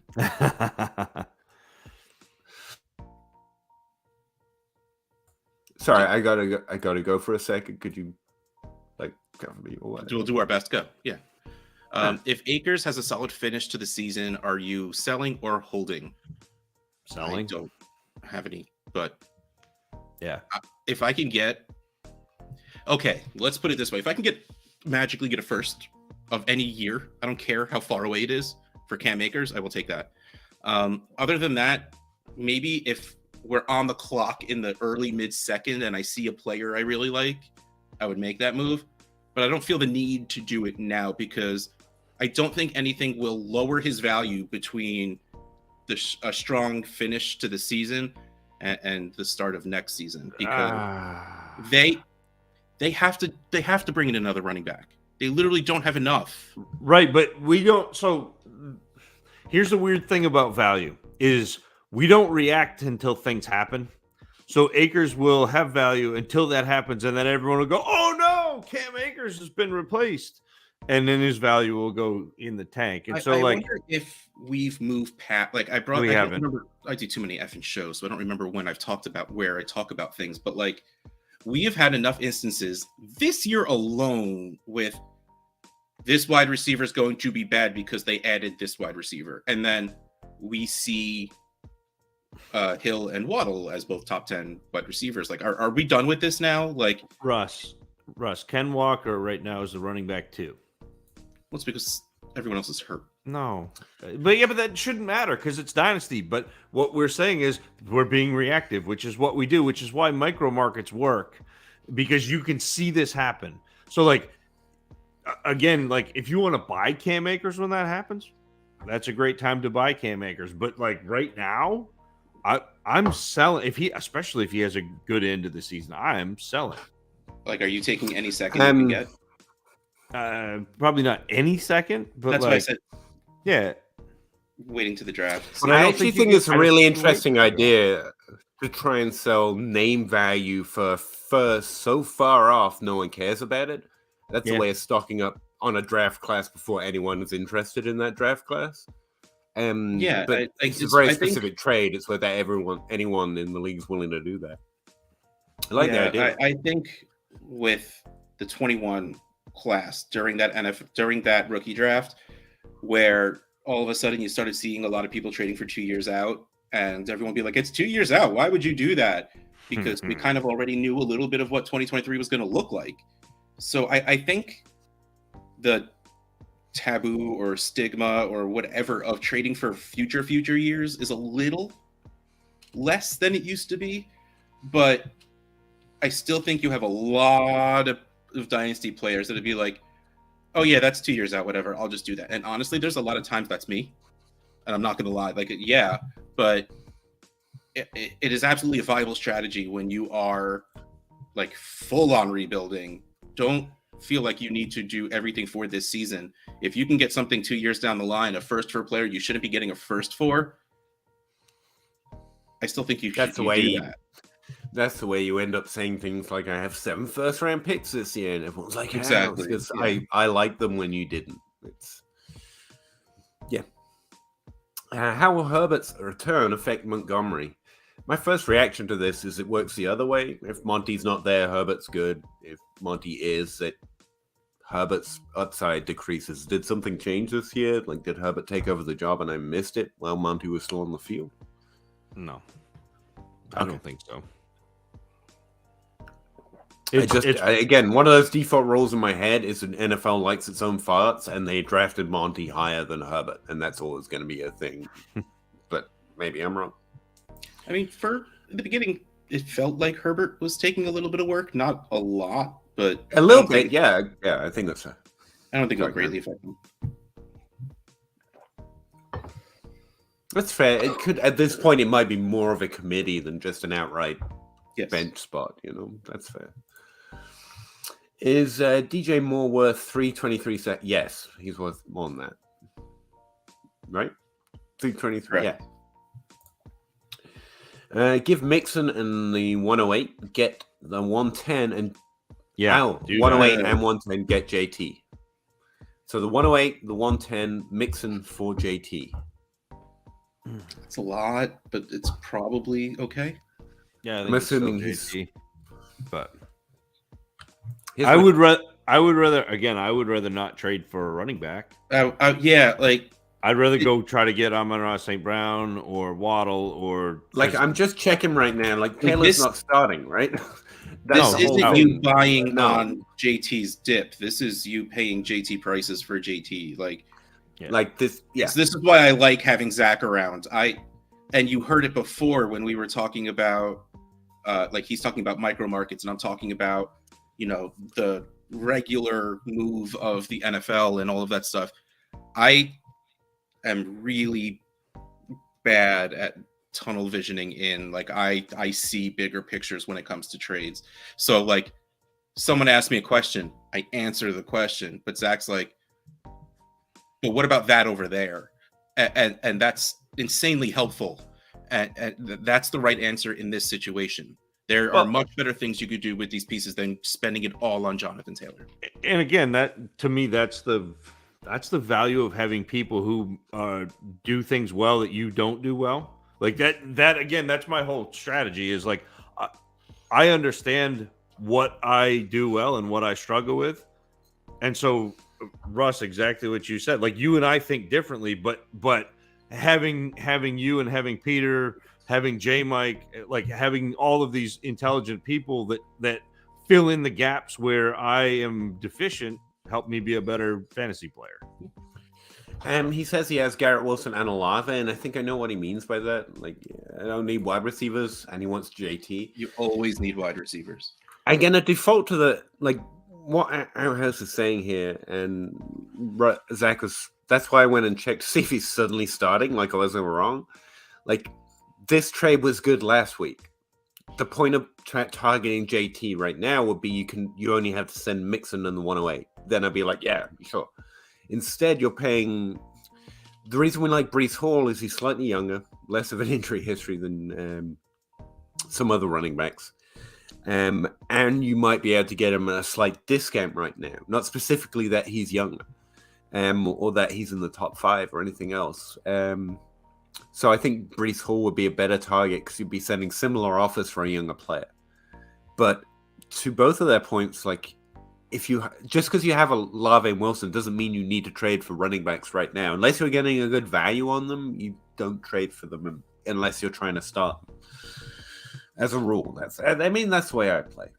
Anyway, so I just want to put it as. Sorry, Andrew, I've been staring at this, but I don't know. I don't think it's going to make much sense. Those are wide receivers coming in, Peter. Yeah, Charlie Jones, Purdue, Rashee Rice, taking us. Yeah, and all those numbers. Yeah, I mean those are guys I haven't watched yet. He probably copied I will get there. like a spreadsheet, and it didn't. That's what I mean. The formatting means that it's a little hard to figure out what he was trying to say besides their names. Chris Donna, I apologize. Chris, I have Hurts and trying to decide who to bench between these 3 for my Superflex spot. Judy, Dobbins, or Foles. Leaning Foles. I think Hurts plays, but regardless. Who's a better start? Jerry Jeudy, J.K. Dobbins, or Nick Foles? Foles. Yeah, I probably am not playing Foles, which is weird, but Not for me. I mean, he'll. No, go I know. Well, it's not really. It's not really weird for me either. But like, it's weird not Nick playing Foles. A quarterback. Most people go, "Oh, you're not playing a quarterback in your Superflex spot." Me, I'm going. I might have 2 quarterbacks on my roster who are active any given week, maybe. So, yeah, I'd sit Foles. Always sit Foles. Open 24 hours. How you doing, dude? Glad you can make it. 10 team Superflex start 10. 4 PPR. 1.5 tight end premium. 0.5 points per carry. My team is out of it. Sorry. Give J.K. Dobbins. Get Pitts. Get Pitts. Yep. Get Pitts. Yep. He has Andrews, Especially Hopkinson, in the and tight Everett. end premium. Don't matter. Just That's hot. go. Well, tight end premium. Yeah, do it. Just collect all the tight ends. It's fine. Do it. Gino for the 111. Superflex? No. Yes? It's right on the mark. I would say Gino dies on your team if you don't do that. Yeah. It would depend on my roster. Like it would literally Depends would on depend your my roster at that Like point. if I have 2 other quarterbacks, I'm making this deal. If he's the guy you're starting next year, if you don't trade him, then just keep him. But otherwise, If you just lost a QB, like if you're in the playoffs and something happened to, like maybe you had Lamar and then your backup QB2 just or whatever, I would pay the 111 for Gino. And honestly, I wouldn't be that angry if he didn't even start next season. He is scoring that well and would give that much as the QB6 scorer to your team for the next 2 weeks that I would pay that to try and win. yeah, I think it's fair. It comes down to what you need, what your team's at. Yeah. How do you evaluate 24 first? I don't. They're a theoretical thing, but okay. No, you any listen to first- Travis May. That's fair. Then a year out versus the most recent first. Actually, that's the answer. You try to get a sense. And again, I'm not plugging into this class yet, but I've heard things, and the 24 class same. But yeah, I have a few people I follow that kind of give a heads up as there's a lot of stuff we should know like 2 years in advance. Travis May told us about, and Shane and Debbie Kane told us about the 23 class 2 years ago. I didn't have to focus on it just to hear from a few good followers in the Devi community that, hey, there's a good class coming down the pipeline. And that's as aware of it as I am. Like I really don't plug in any more than that. Yeah, and I heard that method from the Dynasty Dummies podcast. Go check it out. Firefox. Is Palmer worth... I'm really tempted about Palmer actually right now. Is Palmer worth rostering, or are they just going to replace him in the draft? I don't think they're going to replace him. I think he's going to have a spot in the roster next year. The question for me is if they try to get a higher value wide receiver, if Keenan Allen and Mike Williams might be moved. Actually, that's where I'm at. I think Palmer's cost effective. I think he's doing well enough with them he's doing very well to show that he might be part of their plan. He might not be their number one. No, he's not. That's what I mean. Like, I want them to add almost someone else to make it more confusing for other people. Yeah, I think Palmer might be part of the future plan. I think his draft capital plus his slow development into volume this year, like that makes sense to me. He's got Keenan Allen and Mike Williams, high drafted players who are very good ahead of him. That seems to explain what Palmer has done so far to this point, and he's been doing pretty well. Not as a one, but as a decent weapon on that offense. But it's hard. They're better trade targets, but I think I like him. A little different take, Peter, on this one. Okay. You shouldn't be rostering Carson Palmer at all at this point. I don't know. He is strong opinion. You sure want to go out on a limb like that? He is he's pretty much the lone exception for USC quarterbacks, so I would keep him on there for as long as possible. Keep Carson Palmer. He could come back. Okay. Is it worth it to go 24 first over, let's say, a pick to be the 109? It's all about that's why I play value. Like, I'm interested in trading 24 right now because we know the pick value goes up. Everyone's interested in 2023. So what is the trade? And the 109 is low enough that I'm not like thirsting to make that pick. It's not Bijan Robinson. I'm not guaranteed to get JSN. So I'm interested, but even then, closer to the draft is when you're going to find out if you're going to trade that pick or not. Yeah, I mean, that's kind of where I'm at. But I'm always willing to trade anything in general. Not really. Pat Freiermuth over my dead body, and Juju Smith-Schuster's dying on my damn roster. I'm sorry. But yeah, there are some exceptions. Andrew Luck died on my roster. Gazerk, 1 QB, half PPR. I have 323 first, and they landed the 103, the 101, the 103, and the 104. That's pretty good. Definitely taking Bijan. Then my wide receiver choice. Again, don't plan your picks out, but I think you're liking the right players. Is it worth trying to move the 104 for Andrews after a down year? Honestly, I try and see if you can get him for less, but in reality, that's good value. That's like good. If you have someone in your league like me who is just straight up angry at Mark Andrews, you might be able to get a better deal than that, but it's not bad. I think you might get something added to Andrews at this point. Yeah, but yeah. On the other hand, I think you're not getting a Mark Andrews at the 104 for 2023. Put it that way. So I think it'd be a strong trade. Latest 23 rookie pick you'd take for Pittman. Pittman's kind of undervalued right now. And I hate saying that because Zach likes him. But I'm not a Pittman fan, but I am wary of underselling. Pittman's not in a place where I'm like, ooh, I should really try for trade offers on Pittman right now. This is where we follow those trends. It's not that you can't trade Pittman if you get a good trade offer, but I think there's no particular reason why anyone's overly interested in Pittman right now. It's not that it can't be true, but he's not just gone off for 3 weeks in a row that everyone might be willing to give you a good trade for him. I want to get the 106, 107 in a super flex for him. Oh, that's interesting. I was going to say that's whatever that wide receiver better than mine. 3 to 4 rookie pick number is somewhere around there. This is an awkward question. Is there a level of quarterback or a line that you draw for that type of move? Because it's a strong move to trade a good NFL player for random rookie pick in this range. Is it just Pittman specifically, or? Well, but I think you're getting a good. I think you're going to get a good NFL player at that range. Is what You still Well, I aren't mean, you're not buying into this class yet because you haven't looked at it. But like, I really no, it's think, fine. Jeter, that there are like a top 6 that I'm really interested, and then the guys that I'm still interested is a really big swath of players. Well, I'm still slow to buy in, even when I like the players. But I just mean, like, Pittman specifically was brought that answer at. Is there a type of wide receiver or a scoring level that you're like, oh, yeah, Well, here's the thing. Dave is saying he doesn't really care for Pittman. So let's pretend he's just wants Pittman off his team, but he's getting the right value for it. And let's just pretend he still wants to trade away that value. He'll have more interested parties for the 106, 107 than he would for Michael Pittman.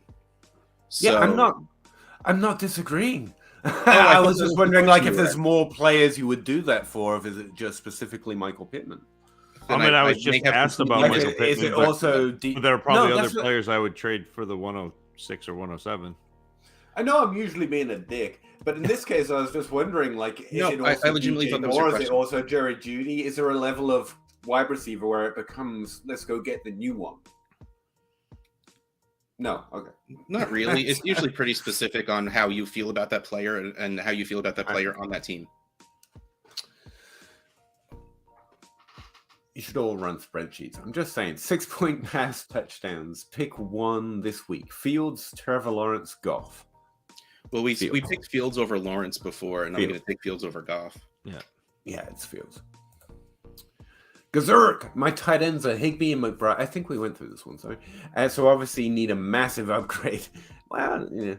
I have Chase, Jameson, Jeudy. That's the Cooper. trade for Andrews, the 104 for Andrews. Yeah.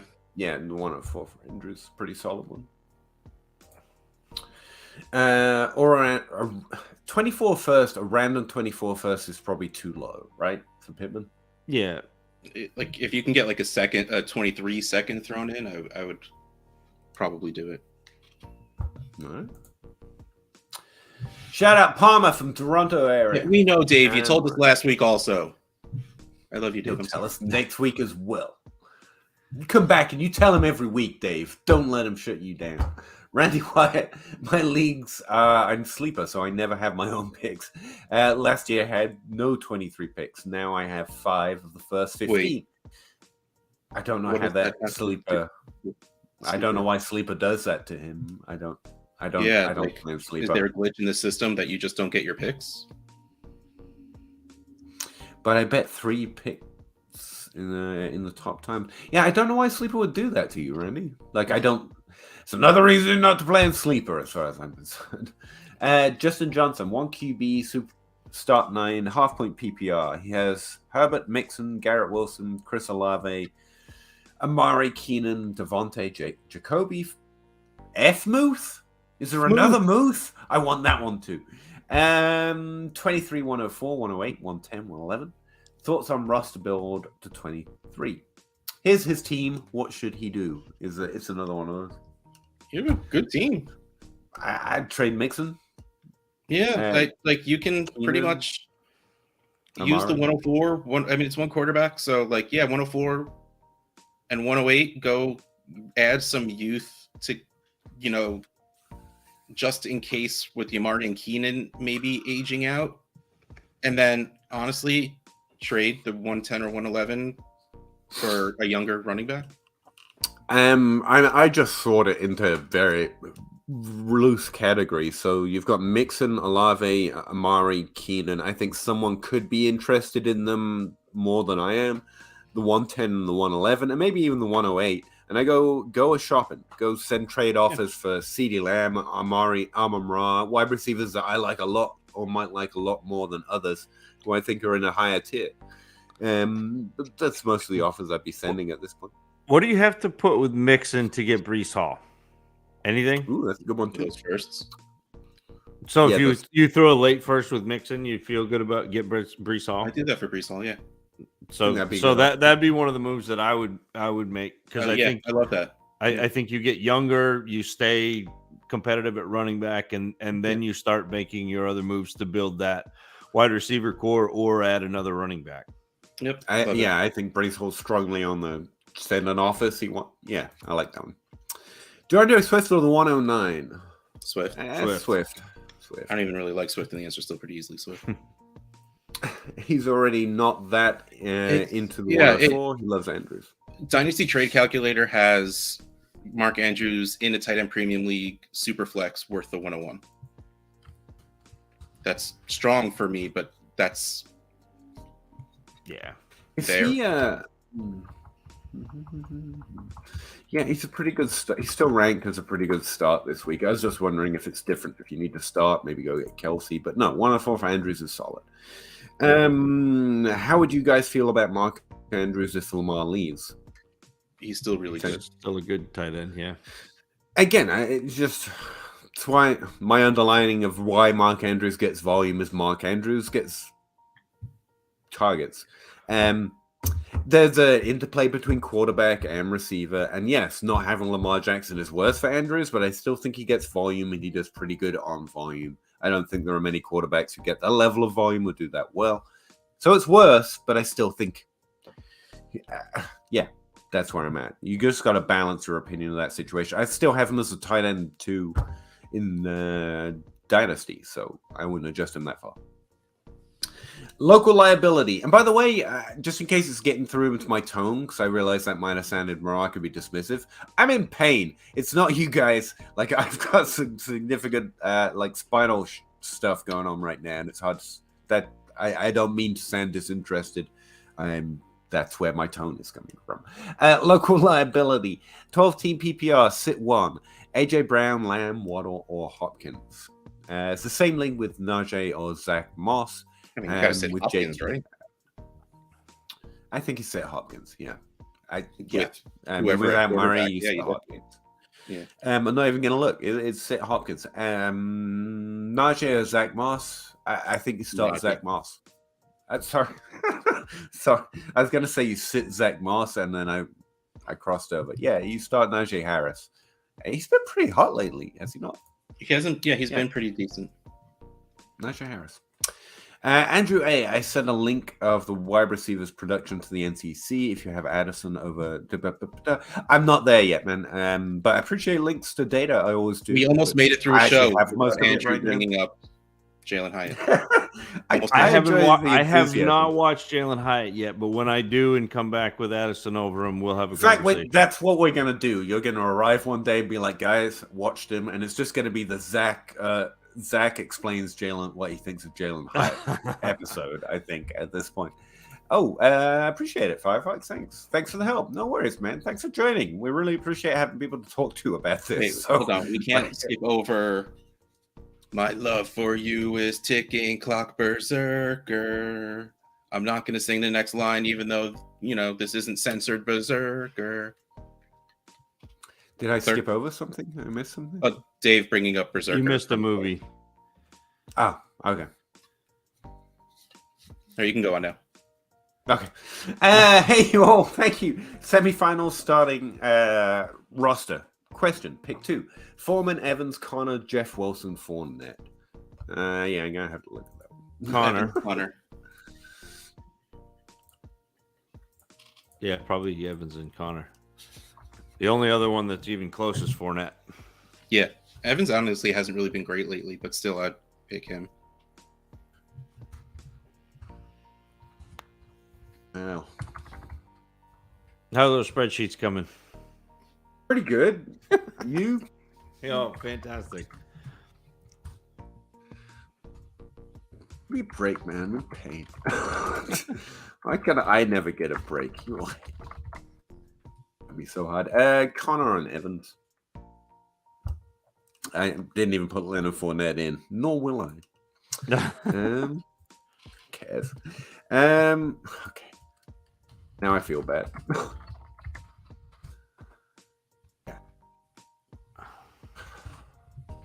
Fire sale on all Baltimore offense. Yeah. Offense. Well, valuable. He's saying trade all the ball. I don't know. Same answer.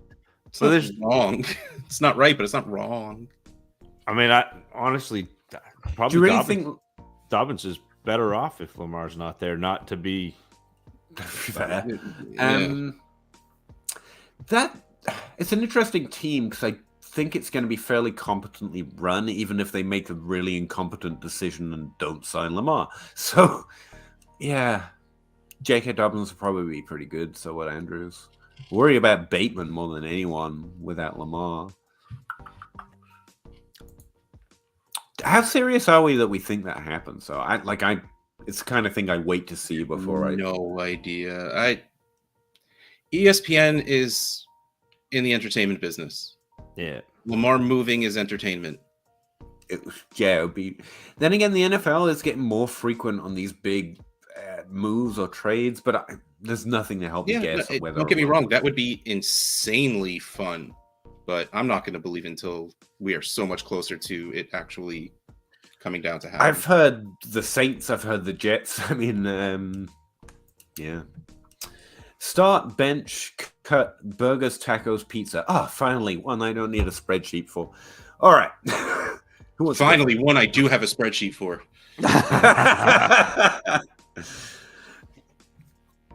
Honestly, I can't answer this. I just want to eat them all. Yeah, sorry. I legitimately. Okay, pizza is my favorite food, so I am starting pizza. And see, I think soft tacos, burgers on the bench. Soft tacos, all right. Yeah. I hate what I'm saying, but I think that's what I have to do. Like if I gun to head had to choose, like how weird of a holdup would that be? I'm cutting pizza straight off the bat. Tacos or pizza? I'd find out how much I could eat before somebody could pull the trigger.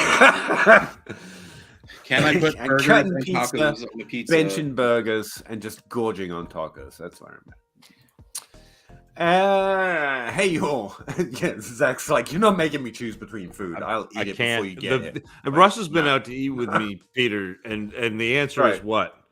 The answer is yes. Yeah. Like, what do you want to eat? Yeah, it's insanely obnoxious for someone who is so just bad at making decisions. I don't care. Like, I'll make a decision, but like, I don't care, so it's fine. Like, if there's something you want to eat, I'm good. I think I went backwards. You did. 103 or lamb. Ooh, that's a really high pick. I don't know this class yet. I would have to know this class to answer it probably. That's a high enough pick. It's tempting, but I'll slide with lamb until I know. Yeah, I still like lamb. It's probably lamb. It's really good. If it was the 102, it's probably the 102 because that's the RB1 or a quarterback who should be good. But okay. Jaden Sharp, half-point PPR tight end premium. Would you start Ingram over Rashad White? I would start Ingram over Rashad White. Based on what, Russ? You don't have no spread. Absolutely nothing over the fact that Evan Ingram is catching passes from Trevor Lawrence, and I like Trevor Lawrence.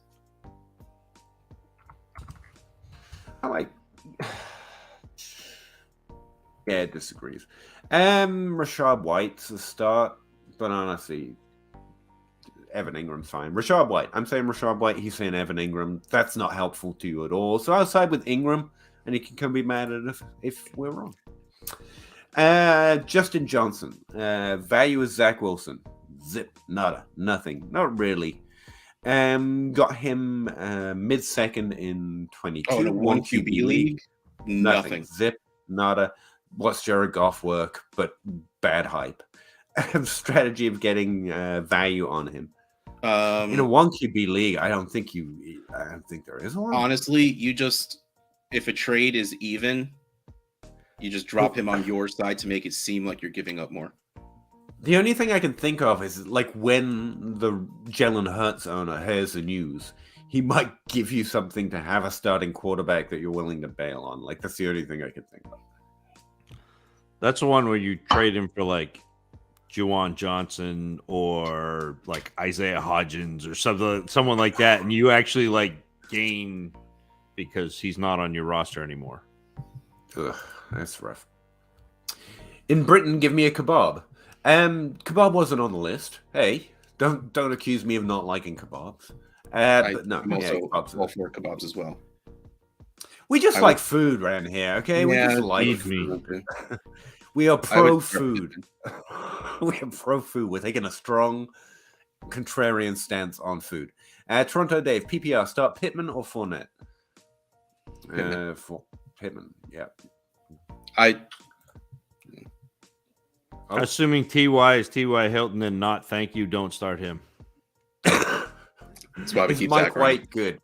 He's good enough. He will not have long-term job security. He's not probably going to be starting quarterback next year. Gardner Minshew isn't a starting quarterback the following year and did much better. So, yeah. I root for him, though. Go Mike White. I want one of those shirts. Justin Johnson, value of Zach. We went through this, right? Nothing, not zip. Yeah. Nada. Yeah. Thanks, guys. You're all the best. Subscribe and notifications on. Let's go. Really appreciate you, Justin. Thanks very much. Damn it. I was leaning Hilton. Don't spoil his fun. You know what I would say, Dave, though? I would say, look over there.